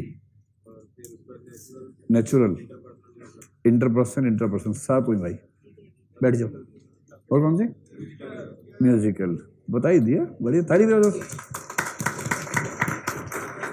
दुनिया में 2 तरह के लोग हैं, एक जिनके लिए ताली बजाई जाती है, एक जो ताली बजाने के लिए पैदा होते हैं। तो अगर आप पहले वर्ग में नहीं आ पा रहे, दूसरे में ठीक से आइए, है ना, कम से कम ताली बजाइए ठीक से। अगर किसी ने ऐसा काम किया है ताली बजवाने वाला, तो बजाइए ठीक तरीके से, है ना। 1983 में गार्डनर ने 8 प्रकार की इंटेलिजेंस की थियरी दी, जिसमें से 2 प्रकार कौन कौन से थे? इंट्रापर्सनल और इंटरपर्सनल। कुछ लोग मानते हैं कि इन दोनों के समुच्चय का ही नाम होता है इमोशनल इंटेलिजेंस। ये बात आपको मैंने उस दिन बताई थी। अब इसके बाद की जो कहानी है थोड़ी सी वो समझ लें। इसके बाद 1985 में एक व्यक्ति हुए, Wayne Payne, WAYNE, Wayne Payne ने पहली बार इमोशनल इंटेलिजेंस शब्द का प्रयोग कर दिया। हालांकि कुछ लोग कहते हैं कि ये शब्द 1960s में आ चुका था, कोई बहुत नई बात नहीं, लेकिन माना जाता है कि वेन पेन इस शब्द के पहले प्रयोक्ता थे। तो 1985 में इस शब्द का स्पेसिफिक इस्तेमाल होना शुरू हुआ, और ठीक इसके 5 साल के बाद 1990 और फिर 1995 में 2 व्याख्याएं ऐसी आई जिससे ये कंसेप्ट डेवलप हो गया। 1990 में 2 साइकोलॉजिस्ट थे, रिसर्च की उन लोगों ने। एक का नाम था सेलोवी और एक का नाम था मेयर। इसको बोलते हैं सेलोवी मेयर या मेयर सेलोवी मॉडल कहते हैं। ये दोनों रिसर्चर थे, साइकोलॉजी डिपार्टमेंट में काम करते थे, और रिसर्च करते करते इन लोगों ने एक लेख लिखा, इमोशनल इंटेलिजेंस, और उसके कुछ समय के बाद एक किताब लिखी 1997 में, व्हाट इज इमोशनल इंटेलिजेंस, और उस पर पूरी किताब लिखी रिसर्च की। इस बीच में कभी कभी क्या होता है ना कि एक व्यक्ति मेहनत करे, दूसरा व्यक्ति आके उसको लूट के खा जाए। तो ऐसा एक व्यक्ति आया, बड़ा कमाल का आदमी है, उसका नाम है डेनियल गोलमैन। जो मनोविज्ञान की दुनिया के लोग हैं ना, इससे बहुत चिढ़ते हैं। डेनियल गोलमैन, डेनियल गोलमैन जो था अमेरिका में था, क्या अभी भी है। न्यूयॉर्क टाइम्स आप जानते हैं, एक बहुत प्रसिद्ध अखबार है। उस अखबार में कई कॉलमनिस्ट हैं, उनमें से एक कॉलमनिस्ट का नाम है डेनियल गोलमैन। ये व्यक्ति साइंस की दुनिया में बहुत अच्छा पढ़ा लिखा व्यक्ति है, और अखबार के लिए लिखता था, रिसर्च करता था, और इसको मनोविज्ञान में बहुत रुचि थी। उस समय ये आइडिया आना शुरू हुआ था कि इंटेलिजेंस से ज्यादा बड़ी भूमिका जीवन में इमोशनल इंटेलिजेंस की होती है। देखिए, सारा खेल एक ही बात का चल रहा है कि जीवन में सफल होने के लिए कौन सी क्षमता चाहिए, और लंबे समय से दुनिया मान के चल रही थी कि IQ चाहिए। 1990 के आसपास अमेरिकी समाज में कुछ ऐसे परिवर्तन हो रहे थे कि लगने लगा था कि IQ अंतिम नहीं है, कुछ IQ से बड़ा है, कुछ IQ से बेहतर है। और इस प्रश्न का जवाब एक तरह से जिस व्यक्ति ने दिया वो डेनियल गोलमैन है, और उसने किताब लिखी 1995 में, emotional intelligence, why can it matter more than IQ। यह IQ से ज्यादा क्यों मैटर करती है, इस नाम से किताब लिखी। देखते ही देखते दुनिया की बेस्ट सेलर्स में शामिल हो गई, दुनिया भर में धूम मच गई इस किताब की। और इस किताब में महिलाओं के पक्ष में कुछ बड़े रोचक निष्कर्ष दिए गए हैं। ये किताब कहती है कि इंटेलिजेंस के जमाने में पुरुषों का महिलाओं से आगे निकलना जितना स्वाभाविक था, आज के जमाने में, पोस्ट इंडस्ट्रियल इकोनॉमी के जमाने में, महिलाओं का पुरुषों से आगे निकलना उतना ही स्वाभाविक है, क्योंकि इंडस्ट्रियलाइजेशन के दौर में, मॉडर्नाइजेशन के दौर में इंटेलिजेंस केंद्रीय शक्ति थी, और पोस्ट इंडस्ट्रियलाइजेशन के दौर में इमोशनल इंटेलिजेंस केंद्रीय शक्ति है, जो महिलाओं में पुरुषों से ज्यादा है। ज्यादा है या नहीं है अभी हम मिलकर तय करेंगे, उसकी बात वो जाने। हम तो अपने घर मोहल्ले के उदाहरण देकर देखेंगे कि ये महिलाओं में ज्यादा होती है, पुरुषों में ज्यादा होती है। क्या लगता है आप लोगों को? वैसे मैं इमोशंस किस में ज्यादा होती हैं ये नहीं पूछ रहा हूं, मैं पूछ रहा हूं इमोशनल इंटेलिजेंस किस में ज्यादा होती है। आप सोच रहे हैं बताएं तो सही, पहले ये तो बता कि ये होता क्या है, तब तो बताएं। चलो पहले आपको बताते हैं क्या होता है। देखिए, दोनों के मॉडल्स में थोड़ा थोड़ा सा अंतर है। एक हो गया सेलोवी मेयर मॉडल और एक हो गया डेनियल गोलमैन मॉडल। एक तीसरा आप चाहें तो अपना बना सकते हैं, चिंटू मॉडल, इसका इमोशनल इंटेलिजेंस का चिंटू मॉडल। तो पहले मैं छोटा सा चिंटू मॉडल लिख रहा हूं, है ना? आप ऐसा लिख के आएंगे परीक्षा में? ऐसा नहीं लिखना है। इसका मतलब जनरल मॉडल। अगर आपको सेलोवी मेयर याद ना रहे, अगर आपको डेनियल गोलमैन याद ना रहे, और आप उसके बाद भी व्याख्या करना चाहें, तो उस मॉडल को आप कह सकते हैं मेरा मॉडल, अपना मॉडल, यानी कि सहज मॉडल, कुछ भी क्या कहेंगे, जनरल मॉडल। हाँ, ये बड़ा अच्छा बताया आप लोगों ने, कितना जबरदस्त शब्द गढ़ा है। इसी को बोलते हैं लिंग्विस्टिक इंटेलिजेंस, शब्दों का सटीक प्रयोग करना, जनरल मॉडल। और जनरल मॉडल में कुल मिला के 4 चीजें हैं जो पहली क्लास में बताई थी, बस उन 4 को बोल दीजिए। इन्हीं 4 को अपने अपने शब्दों में सेलोवी मेयर बोलेंगे और फिर डेनियल गोलमैन बोल देगा, वो 4 के 5 कर देगा, हम 4 में काम चला लेंगे। सबसे पहली क्षमता है अपनी भावनाओं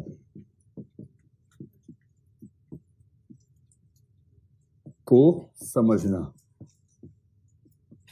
यहां भावनाओं का मतलब सिर्फ भावनाएं नहीं, अपनी भावनाएं, अनुभूतियां, मनःस्थितियां, वो सब। तो अपनी भावनाओं ऑब्लिग मनःस्थितियों, मनःस्थिति का मोटा मोटा अनुवाद होता है मूड, मूड्स को समझना। अपनी भावनाओं, मनःस्थितियों आदि को समझना, सटीक रूप में समझना, ये पहली चीज है।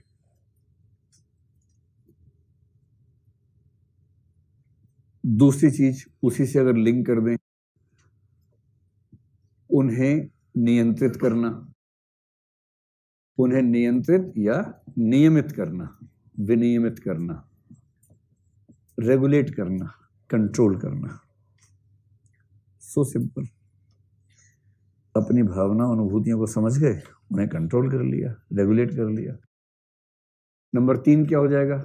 दूसरों की भावनाओं या मनःस्थितियों को समझना, दूसरों की भावनाओं आदि को समझना। समझने का मतलब सटीक अनुमान कर पाना उसका। ये हो गई तीसरी बात। और चौथी बात इसी से लिंक हो जाएगी, क्या हो जाएगी? उन्हें कंट्रोल करना, नियंत्रित करना या रेगुलेट करना। उन्हें कंट्रोल या रेगुलेट करना, बस 4 बातें। इसमें से क्या खास बात है? अब बताओ ये क्षमता किसमें ज्यादा होती है? महिलाओं में? अच्छा, बारी बारी करना पड़ेगा। ये चारों मिला के एक ही चीज होती है, क्षमता। अच्छा, जो पहली वाली है अपनी भावनाओं और मनःस्थितियों को समझना, ये महिलाओं में ज्यादा होता है। एग्जैक्टली समझ जाती हैं कि मन में क्या चल रहा है, तुलना में, मतलब पुरुषों की तुलना में ज्यादा ठीक समझ जाती हैं और कंट्रोल नहीं कर पाती हैं। लेकिन पुरुष ज्यादा कंट्रोल कर लेता है। हाँ, जैसे पुरुष है, रोना आ रहा है तो रोता नहीं है, जूते ठीक करने लग जाता है, ठीक है। और दूसरों की भावनाओं को समझने के मामले में महिलाएं, पक्का। और कंट्रोल करने के मामले में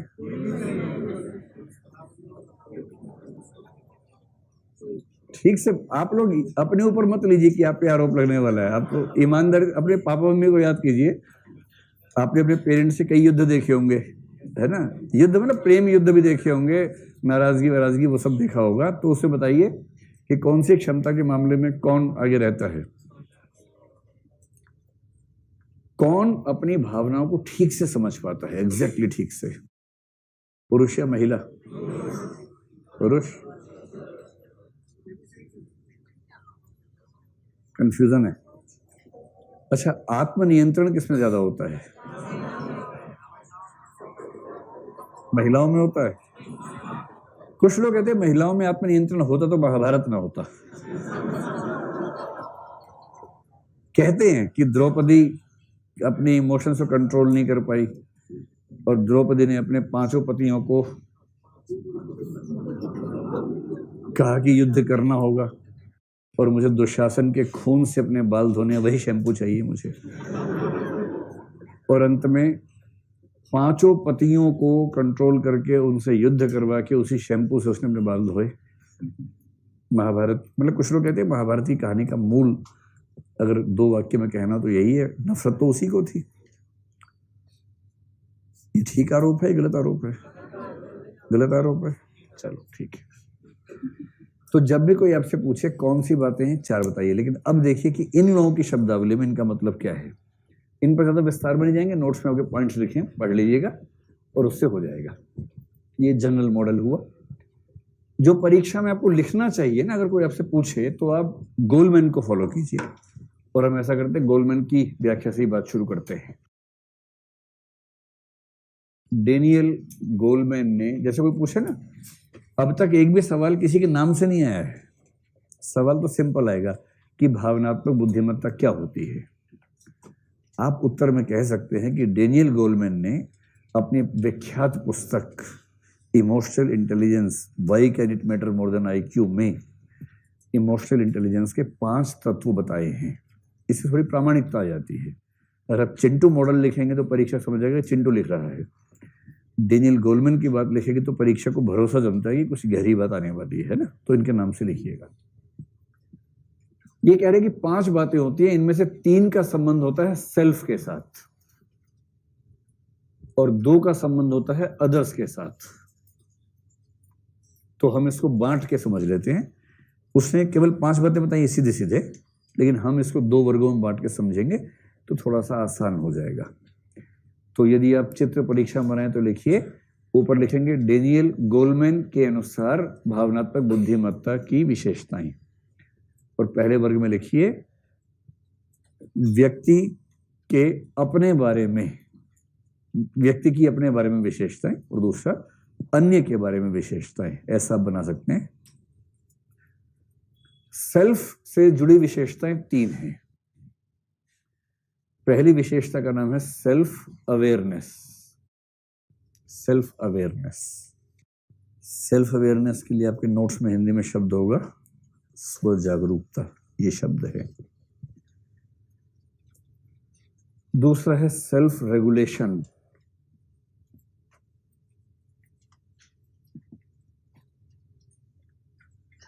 और तीसरा है सेल्फ मोटिवेशन। बताओ हिंदी में क्या बोलेंगे सेल्फ रेगुलेशन को? सेल्फ रेगुलेशन को आत्म नियमन या विनियमन, और सेल्फ मोटिवेशन को आत्म अभिप्रेरण। अभिप्रेरणा बोलते हैं मोटिवेशन को, तो आत्म अभिप्रेरण। ठीक है, पहले बाकी दोनों भी लिख लेते हैं। अदर्स वाले कौन कौन से हैं? अदर्स वाले में 2 चीजें हैं। एक को बोलते हैं एम्पैथी। ये शब्द आपने आजकल खूब सुना होगा, नया नया चल रहा है आजकल, खूब ये वाला शब्द चलन में है। ऐसे 2-3 शब्द बताइए जो आजकल चलन में बहुत ज्यादा है, पहले नहीं चलते थे। इंटॉलरेंस, हाँ, असहिष्णुता, और डूड, अच्छा, पोस्ट ट्रुथ, हाँ पोस्ट ट्रुथ भी चल रहा है आजकल। ए पॉलिटिकल, क्या बात है, कौन सा? ये वाला शब्द मैंने नहीं सुना जो आप बता रहे हैं। चलिए देखिए, अदर्स में एक है एम्पैथी, एक है सोशल स्किल्स, 5 चीजें हैं। अब 2-2 मिनट में 500 का मतलब समझ लीजिए, नोट्स के बेस पे परीक्षा में लिखिएगा, कंसेप्ट एकदम स्पष्ट हो जाएगा आपको गोलमैन की व्याख्या से। सेल्फ अवेयरनेस का मतलब यही होता है कि व्यक्ति को अपने बारे में ठीक से जागरूकता होनी चाहिए। किस किस चीज की जागरूकता होनी चाहिए? एक होनी चाहिए अपनी मनःस्थिति की।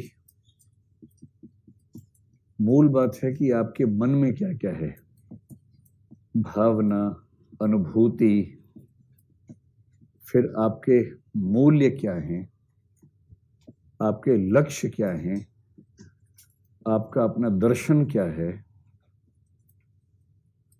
जब आप आईएएस का इंटरव्यू देंगे ना, हम लोग अपने मॉक इंटरव्यूज में एक नियम की तरह से, हमारे यहाँ मॉक इंटरव्यू बहुत सारे मेंबर्स लेते हैं, मैं तो आमतौर पर नहीं जा पाता हूँ उसमें, पर हमारे सिस्टम बड़ा स्टैंडर्ड है, उसमें वो हम मिलके तय करते हैं कि प्रश्नों की रेंज क्या रहेगी। तो जनरली हमारा नियम है कि पहला सवाल हमेशा एक ही पूछा जाएगा, अपने बारे में कुछ बताइए, tell us something about yourself.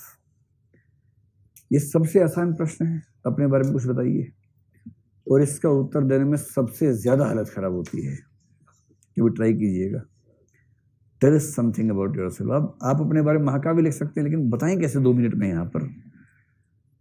और उसमें सबसे महत्वपूर्ण यही होता है कि इसने कौन कौन सी बातें बताने लायक सोची अपने बारे में। और उसी में कुछ बच्चे पहले सवाल के जवाब में कुछ ऐसा बोल जाते हैं जो उनके एटीट्यूड्स के बारे में ठीक ठाक प्रकाश डाल देता है। कुछ के मुंह से जाति का नाम निकल जाता है, मैं ब्राह्मण समुदाय से हूँ, वो लोग नोट कर लेते हैं, ले भाई जातिवादी। उसको लग रहा है कि नोट कर रहे हैं रिश्ते के लिए, शायद इनकी बेटी या इनका बेटा, और वो नोट कर रहे होते हैं कि ये तो नहीं जाना चाहिए सिविल सेवाओं में, बाकी कोई भी जाए। कुछ ऐसी बातें मुंह से निकलती हैं जो बातें आपके कैंडिडेचर को खराब साबित कर देती हैं। तो व्यक्ति को बहुत कायदे से पता होना चाहिए कि उसकी मनःस्थिति, भावना, अनुभूति, मूल्य, लक्ष्य, दर्शन क्या है। ये बहुत कॉमन सवाल होता है कि क्या आप फिलोसफर हैं? फिलोसफी वालों से खूब पूछते हैं, नहीं मैं कहा, शंकराचार्य थे फिलोसफर, मैं कहाँ फिलोसफर हूँ। क्योंकि सही बात है कि हर समझदार व्यक्ति फिलोसफर होता ही होता है। आप सब फिलोसफर्स हैं, बस आपको ये पता नहीं कि आप फिलोसफर हैं, पर फिलोसफर तो हैं ही। यानी आपके कुछ तो सोच विचार होगा ना भाई। आपकी जो वैचारिकी है, अगर उसको 3-4-5 सूत्रों में लिखा जा सके तो आप दार्शनिक हो गए। ये आपका दर्शन है, ये सूत्र है उसके, पर हमें पता ही नहीं होता कि हमारी वैचारिकी का सूत्र क्या क्या है। तो व्यक्ति को अपने बारे में ठीक से एहसास हो, जिसको कहते हैं सेल्फ का कंसेप्ट। और सेल्फ का कंसेप्ट मैंने आपको बताया था एक बार, I am not what I think I am, I am not what you think I am, I am what I think you think I am. गीत तो हो गया, इसका अर्थ क्या है? गीत तो गाया आपने साथ साथ, इसका एग्जैक्ट अर्थ समझ रहे हो क्या होता है? मैं वह नहीं हूं जो मैं सोचता हूं कि मैं हूं, मैं वह भी नहीं हूं जो आप सोचते हो कि मैं हूं, मैं वह हूं जो मैं सोचता हूं कि आप सोचते हो कि मैं हूं। आपको याद कैसे है जरा? इतनी अच्छी पोएम लगी आपको ये वाली? ये पोएम बड़ी अच्छी है ना? इसका अर्थ समझ रहे हैं एग्जैक्टली? इसका अर्थ ये हुआ, देखो देखो इसका अर्थ क्या है। इसका अर्थ ये है कि सेल्फ का मतलब होता है कि व्यक्ति अपने बारे में क्या सोचता है। सेल्फ इमेज कहते हैं, मनोविज्ञान का कंसेप्ट है, उसकी अपने बारे में क्या इमेज है। ठीक है? अगर आपको कोई ऐसा व्यक्ति मिले जो बहुत शानदार है किंतु उसके बाद भी कॉन्फिडेंस कम है उसमें, या बहुत भोंदू है किंतु कॉन्फिडेंस चरम स्तर पे है, ये दोनों एग्जांपल्स हैं सेल्फ इमेज के डिस्टॉर्टेड होने के, सेल्फ इमेज के खराब होने के। खराब मतलब ऑब्जेक्टिव ना होने के, बहुत सब्जेक्टिविटी आ जाती है। और ये बनती कैसे है? सेल्फ इमेज बनने का सिंपल तरीका देखिए, सेल्फ का मतलब होता है मनोविज्ञान में दूसरों की नजर में खुद को देखना, ये है सेल्फ। जैसे मैं कितने सम्मान के लायक हूं, मुझे आप कितना पढ़ा लिखा मानते हैं, अच्छा टीचर मानते हैं कि नहीं मानते हैं, अगर मैं सोचूं कि आप मुझे बताएंगे तो ये तो बेवकूफ़ी है। कौन किसको बताता है? और जितना हम किसी को बताते हैं उसमें से कितना सच होता है हम जानते हैं। कई बार हम चापलूसी कर रहे होते हैं किसी की, कई बार हम बिना बात के खारिज कर रहे होते हैं किसी को। कैसे तय हो कि आपका मूल्यांकन जो किसी ने किया बोल के वो सच किया कि झूठ किया, कैसे पता लगे? इसलिए जो थोड़ा भी समझदार है, कॉमन सेंस जिसके पास थोड़ी सी भी, इसके लिए बहुत कॉमन सेंस नहीं चाहिए, बेसिक कॉमन सेंस, उसके अंदर एक क्षमता आ जाती है कि वो दूसरों की आंखों में, दूसरों के नेक मूवमेंट्स में, दूसरों की बॉडी लैंग्वेज में ये टटोल लेता है कि वो मेरे बारे में क्या समझ रहे हैं, क्या सोच रहे हैं, किस लेवल का मुझे समझ रहे हैं। ये बहुत मुश्किल काम नहीं है, ये समझना एक सामान्य बात है, कॉमन सेंस की बात है। और जितना मैं आपकी नजरों में अपने आप को ठीक से समझ लूंगा, अगर वो ऐसा है कि उससे मेरे भीतर आत्मविश्वास आ जाना चाहिए तो मेरे भीतर आत्मविश्वास आ जाएगा। अब मैं कुछ पढ़ा रहा हूं और आपकी आंखों में प्रश्न चिन्ह बना हुआ है, माथे की वो लाइनें बन गई माथे के ऊपर, तो उसी अनुपात में मुझे अपनी पढ़ाई लिखाई पर संशय होने लगेगा, डाउट होने लगेगा। और केवल इस वजह से कि आप लगातार तनाव के साथ चेहरा बना के बैठे हैं, मुझे अपने ज्ञान पे डाउट हो जाएगा। समझ गए बात? अब सुनो फिर से उस वाक्य को। अब बताओ बत्ती जली कि नहीं जली? इसमें जो मैं है ना, मैं वह नहीं हूं। मैं का मतलब मेरे सेल्फ की इमेज, मैं अपनी नजर में क्या हूं, ये उस प्रश्न का उत्तर है। मैं वह नहीं हूं जो मैं सोचता हूं कि मैं हूं। ठीक, यहां तक स्पष्ट है? सेकंड, मैं वह भी नहीं हूं जो आप सोचते हैं कि मैं हूं। आप सोचेंगे ये क्या बात, ये तो बताया था अभी, तो उल्टा हो गया मामला। गौर करना है, गौर करना है। मान लीजिए कि आप में से कुछ लोग बड़े भयानक अभिनेता हैं, भयानक अच्छी सेंस में कह रहा हूं, खतरनाक टाइप के अभिनेता हैं मान लीजिए, और ऐसा आपके रूम में अक्सर होता होगा कि 3-4 लोग हैं, किसी को गधा बना रहे हैं और एक्टिंग ऐसी करते हैं, उस समय ऐसी एक्टिंग करते हैं गजब एकदम। जैसे किसी ने कुछ बनाया खाना आपके लिए, कोई रूममेट है उसने कहा कि मैं बनाऊंगा खाना, बहुत ही बेहुदा बनाया है, पर आप चाह रहे हैं कि ये रोज बनाए ताकि आपकी मेहनत कम हो, ताकि दास व्यवस्था चलती रहे। 4 रूममेट्स हैं, चारों ने आपस में समझौता किया वो पहले ही, कैसा भी बना हो, ये इतना मोटिवेट कर देना है कि रोज उठते ही बोले कि मैं ही बनाऊंगा, तुम कैसे बनाओगे, मैं ही बनाऊंगा, ऐसे मोटिवेट कर देना है। और अब ये चारों अगर अच्छे अभिनेता हैं या अच्छी अभिनेत्री हैं, चारों ऐसा भी नहीं करेंगे कि अरे यार हो उंगली, एक आदमी उंगली खा गया अपनी, चाट चाट के उंगली, इतना अच्छा इतना अच्छा। अच्छा उसने खाया, उसको खुद डाउट हो रहा है इस बात पे, लेकिन आपने इतनी तारीफ की कि उसको धीरे धीरे, क्योंकि आपको आपके अभिनय में उसे झूठ की बू नहीं आ रही है, आपका अभिनय बहुत अच्छा है, तो हो सकता है कि उसको लग जाए कि सच में शानदार खाना बना है, और नेक्स्ट डे वो और खराब बनाए, यानी कि और अच्छा बनाए, और आप वैसे तारीफ करें। और थर्ड डे किसी को देखने दिखाने को आए हुए थे, वहां का कि मैं खाना बनाऊंगा, रिश्ता सफल हो जाएगा, देखना मैं बनाता हूं, तुम कहना लड़की ने बनाया है, फिर देखो। अब गौर करो, मैं वह नहीं हूं जो मैं सोचता हूं कि मैं हूं, मैं वह भी नहीं हूं जो आप सोचते हो कि मैं हूं, मैं वह हूं जो मैं सोचता हूं कि आप सोचते हो कि मैं हूं। बत्ती जली या जल ही गई? जल के राख हो गई?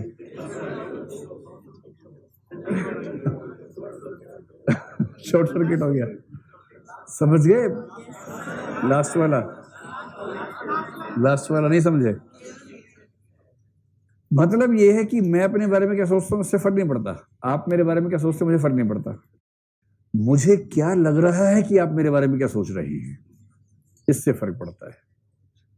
आप मेरे, जैसे मैं आपको पढ़ा रहा हूँ, हो सकता है आपके मन में आ रहा हो क्या बकवास पढ़ाता है, पर आपके चेहरे पर भाव ये कि वाह क्या पढ़ा रहा है।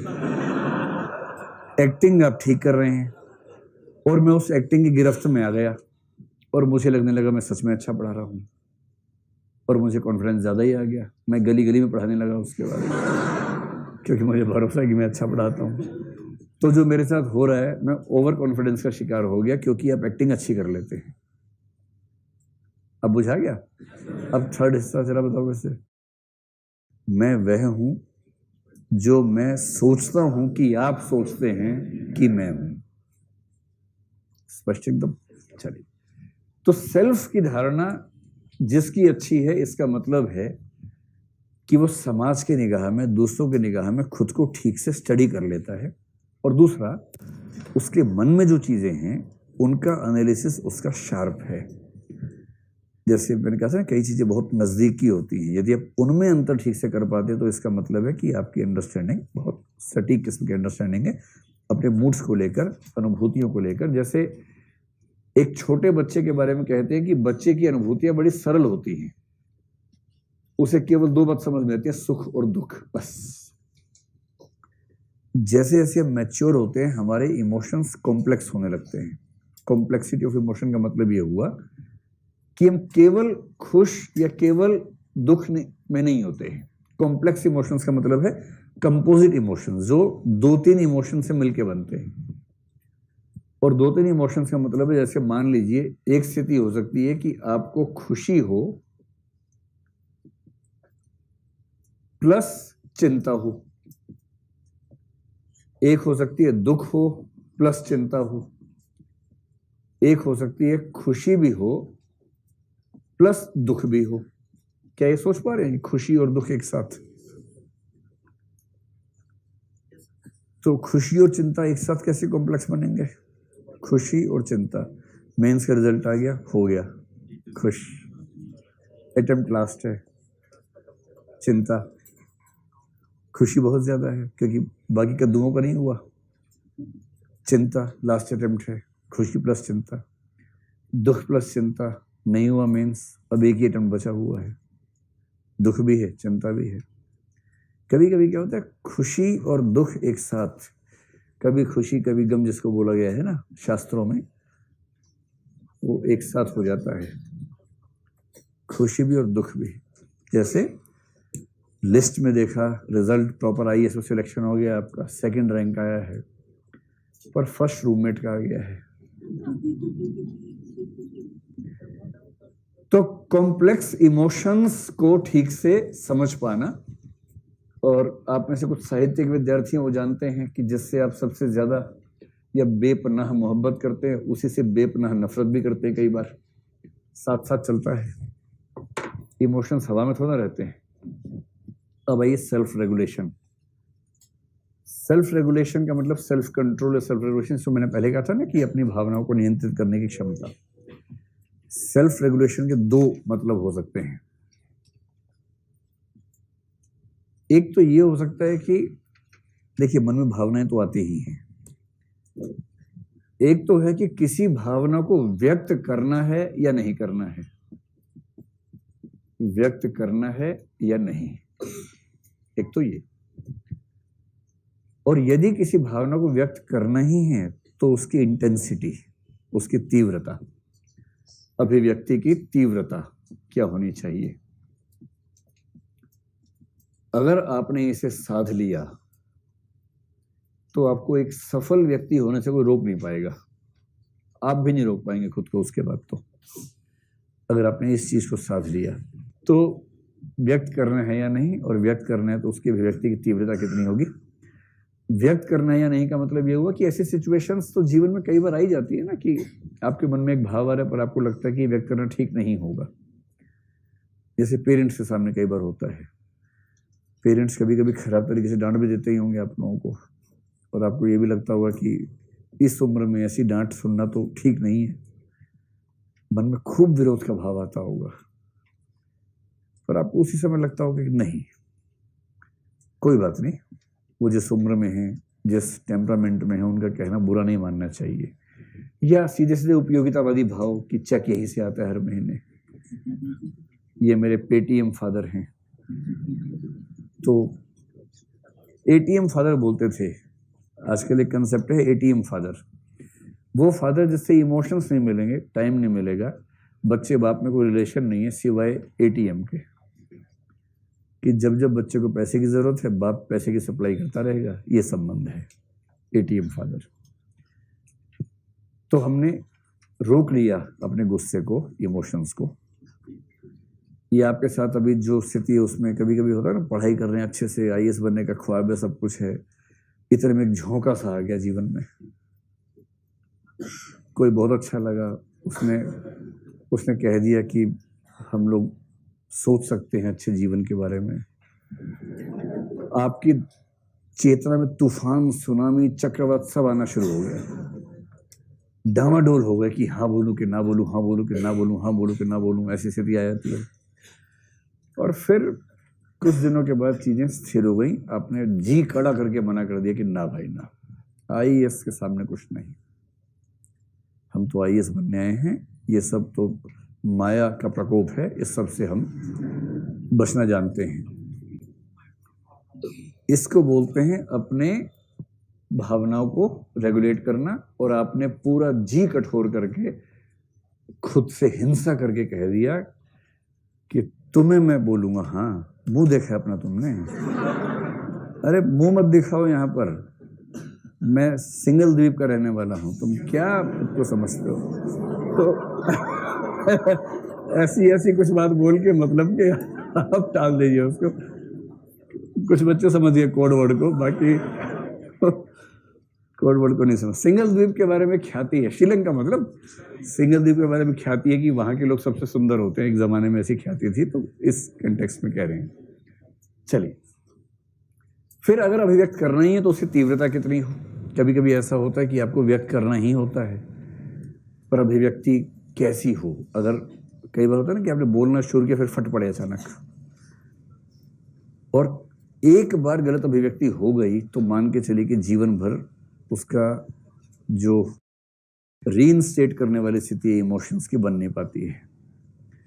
गांठ, समझ रहे ना, तो अगर गांठ पड़ जाएगी तो संबंधों को ठीक होने में मतलब बड़ा वक्त लगता है, अगर ठीक हो पाए तो वरना ठीक होंगे ही नहीं। इसलिए एक बात ठीक से समझ लीजिए, आप लोग अब जीवन के जिस दौर में है ना, जब भी झगड़ा हो किसी के साथ, माँ हो, पापा हो, भाई हो, बहन हो या वो हो,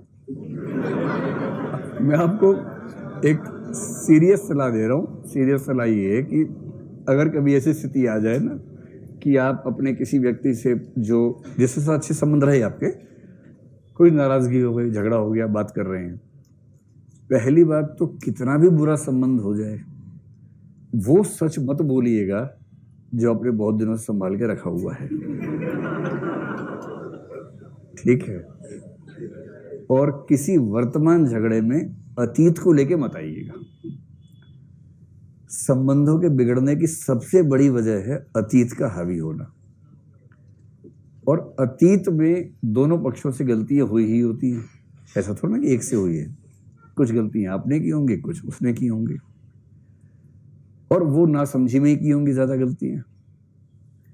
अब नासमझी में की गई किसी गलती को एक इमोशनल मोमेंट में आप उठा के ले आए, उसका जो घाव है ना, उस घाव की भरपाई फिर है नहीं, जीवन भर भरपाई नहीं है। इसलिए जो संबंध दुनिया में टूटते हैं उसमें सबसे बड़ा फैक्टर होता है अतीत का हावी होना, कि तू तो पहले ही ऐसी थी और तू तो पहले ही ऐसा था। और दूसरा, जब वो से बात चल रही हो उसके परिवार पे हमला मत कीजिएगा कभी, ना इधर से उधर ना उधर से इधर। जहां आपने किसी के परिवार पे हमला किया उसके बाद आप कुछ भी करके बैलेंस नहीं कर पाएंगे। जहां आपने कह दिया तेरी तो मम्मी भी ऐसी हैं, तेरे तो पापा भी ऐसे हैं, ये द एंड है। इसके बाद उसके बाद कोई भगवान भी चीजों को ठीक नहीं कर सकता। इसलिए ये सब चीजें वैसे जब आप शादी वादी करेंगे आपके पेरेंट्स आपको समझाएंगे, समझाना भी चाहिए, पेरेंट्स का ये काम भी होता है, खाली एटीएम नहीं होता पेरेंट्स का काम, ये भी होता है, पर कई बार ऐसा होता नहीं है और बच्चे अपनी गलतियों से ही सीखते हैं। दुख ये है कि हर पीढ़ी के लोग पत्थर से आग निकालते हैं, फिर लाइटर तक जाते हैं, उनके बच्चे फिर पत्थर से आग निकालते हैं। समझे मैं क्या कहना चाह रहा हूँ? इमोशनल मैच्योरिटी से दुनिया के बहुत सारे झगड़े खत्म हो सकते हैं, लेकिन उसकी ट्रेनिंग हमारे सिस्टम में तो नहीं के बराबर है। अमेरिका में गोल्डमैन ने बड़ा कमाल किया है, अमेरिकी सरकार इसको इतना सम्मान देती है, इसने अमेरिकन जो आर्मी है, एयरफोर्स है, उसके सिलेक्शन आमतौर पे आजकल इससे संस्था के द्वारा करवाए जाते हैं, मतलब उसकी रिकमेंडेशन दी जाती हैं। इतना महत्व है इसका वहाँ, क्योंकि इमोशनल मैच्योरिटी अगर है तो कितनी चीज़ें ठीक हो जाएंगी, इसकी कोई हिसाब नहीं है, और वो इसलिए ये बात कह रहे हैं। तीसरा तो और आपके लिए ज़रूरी है भाई, आप लोग जीवन के जिस दौर में भी हैं, सेल्फ मोटिवेशन। देखो, मोटिवेशन की ज़रूरत दो तरह की होती है। एक तो होती है सामान्य रूप से, जीवन भर मोटिवेशन चाहिए ही ना भाई। आपको जीवन भर लगता रहेगा कि बस ये हो जाए तो मेरी चिंताएं दूर हों, बस एक गाय आ जाए घर में तो चिंताएं दूर हों, ऐसा किसी किसी को लगता है ना? किसी किसी को ऐसा लगता है कि बस एक बार ये हो जाए, बस एक बार आईएएस बन जाओ ना, फिर चिंता खत्म हो जाएगी। तो आईएएस होता ही, आईएएस को क्या चिंता होती है? आईएएस होता है, उसे क्या चिंता होती है? पर सही बात यह है कि पहली बात तो जीवन के हर दौर में निराशा के क्षण आपके सामने आते ही रहेंगे। कितना भी जोर लगा लीजिए, जीवन में अंधेरा कई बार आएगा और गहरा अंधेरा आएगा।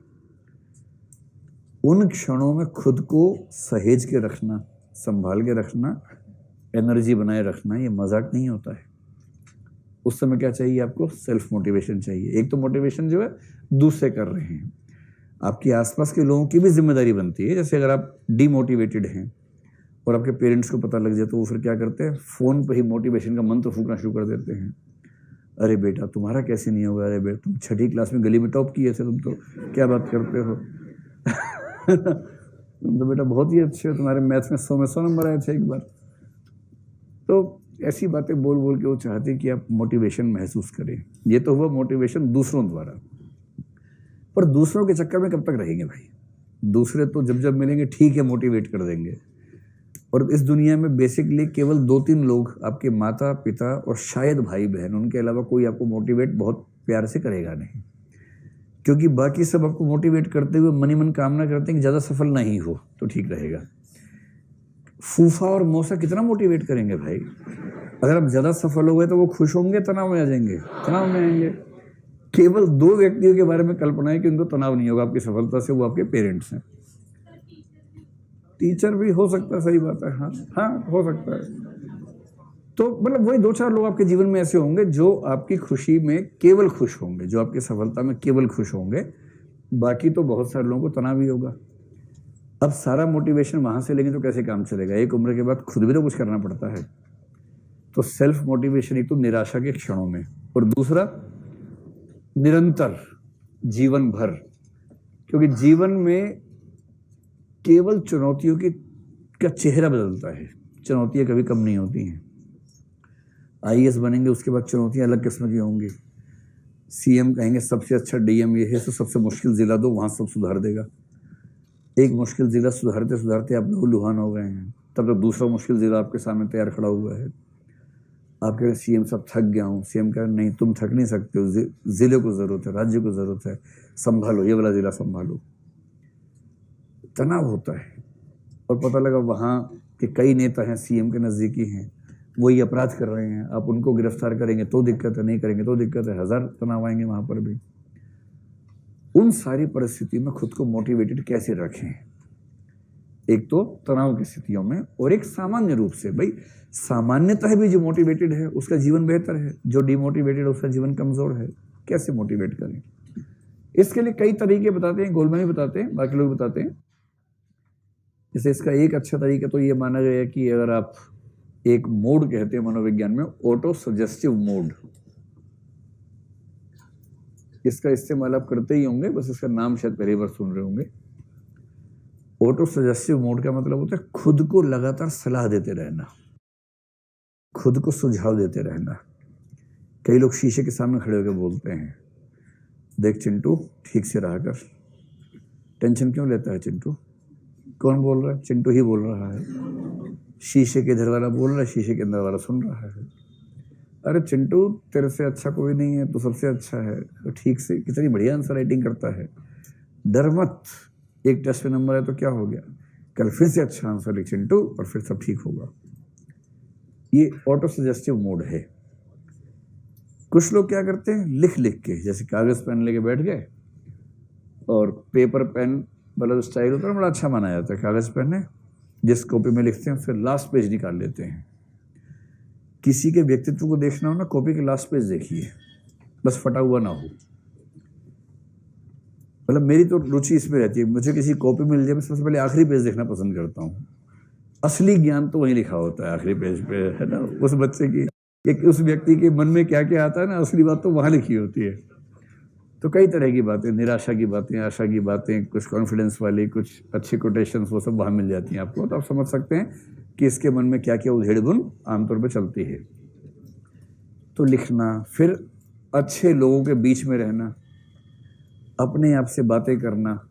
आप लोग कितना करते हैं मुझे नहीं पता, लेकिन अगर आप दिन में आधा घंटा खुद को देते हो कम से कम, कि आधा घंटा कोई नहीं चाहिए, अकेले टहल रहे हैं और खुद से बात कर रहे हैं। मैंने कई लोगों को देखा जो खुद से आधा घंटा बात करके इतना मोटिवेटेड हो जाते हैं कि उनको किसी और की सलाह की बहुत ज़रूरत उसके बाद नहीं बचती है। ये सब उपाय जो व्यक्ति बेहतर कर लेगा उसको हम बोलेंगे कि उसका सेल्फ पर कंट्रोल इस सेंस में भी बहुत बेहतर है।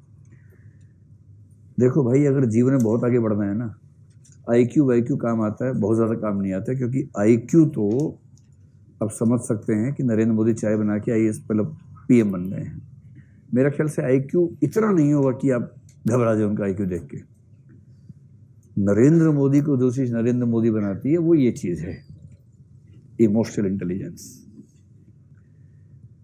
उस आदमी को आप देखेंगे, सेल्फ रेगुलेशन उसका देखिए, अपने ऊपर क्या कंट्रोल है। नेताओं में होता ही है, एक भी ऐसा वाक्य उनके मुंह से नहीं निकलता जो निकलने से पार्टी को नुकसान हो सकता है। इतना रेगुलेशन होता है इमोशंस पे। तो सेल्फ मोटिवेशन, आप इस समय राहुल गांधी की हालत सोच के देखिए। अभी तो फिर भी ठीक है, अभी तो पिछले 6, 8, 10 महीने में मामला कुछ ठीक हो गया है। राजस्थान की सरकार बनी, छत्तीसगढ़ की बनी, MP की बनी, उससे पहले का, अक्टूबर से पहले का सोच के देखिए। जो व्यक्ति ऐसे परिवार से हो जहां पूरी सत्ता रही हो, केंद्र में आज तक की सबसे खराब स्थिति, लगभग सारे राज्यों में विपक्षी पार्टी की सरकार बन चुकी है, और ये व्यक्ति जो भी काम करना चाहता है इसका मजाक बन जाता है, और पूरा एक संगठित तंत्र उसको पप्पू साबित करने पर लगा हुआ है, और लोगों के दिमाग में बैठ गया है कि ये समझदार व्यक्ति नहीं है, उसका IQ बहुत कम है। यही धारणा बैठ गई ना कि IQ बहुत कम है उस व्यक्ति का, जबकि IQ उसका कम ऐसा है नहीं, लेकिन कुछ उसके कथनों को बेस बना के ऐसा साबित कर दिया। इस हताशा की स्थिति से लड़ते लड़ते किसी तरह से खुद को ठीक स्थिति में लेके आना, ये मजाक नहीं है। पॉलिटिशियंस की जिंदगी को देखेंगे तो उन पर दया आएगी, आपको हंसी नहीं आएगी, दया आएगी। लेकिन वही बात है कि जीतेगा वही जो हारेगा नहीं, जो लड़ेगा ठीक से। और ये लड़ाइयाँ बहुत छोटी नहीं होती हैं, सस्टेन्ड फाइट्स होती हैं, और जिसने एक लंबे समय तक संघर्ष करने का मादा बना लिया, हासिल कर लिया, उसे कोई हरा नहीं सकता है। तो इस पूरे पाठ्यक्रम में एक चीज अगर अपने अंदर उतार लेनी है तो वो ये उतारनी है, जिंदगी एकदम शानदार हो जाएगी अगर ये उतर गई तो। अब आइए दूसरों वाले पक्ष में, एक है एम्पैथी और दूसरा है सोशल स्किल्स। एम्पैथी क्या होती है?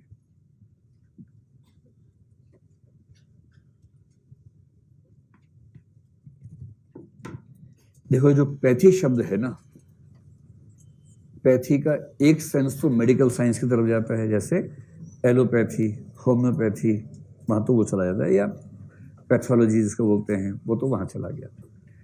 इसका एक अर्थ होता है जानने के सेंस में, नॉलेज के सेंस में। जैसे आपने एक शब्द सुना होगा टेलीपैथी, सुना है? टेलीपैथी का मतलब है दूर से जानना, सुदूर ज्ञान। जैसे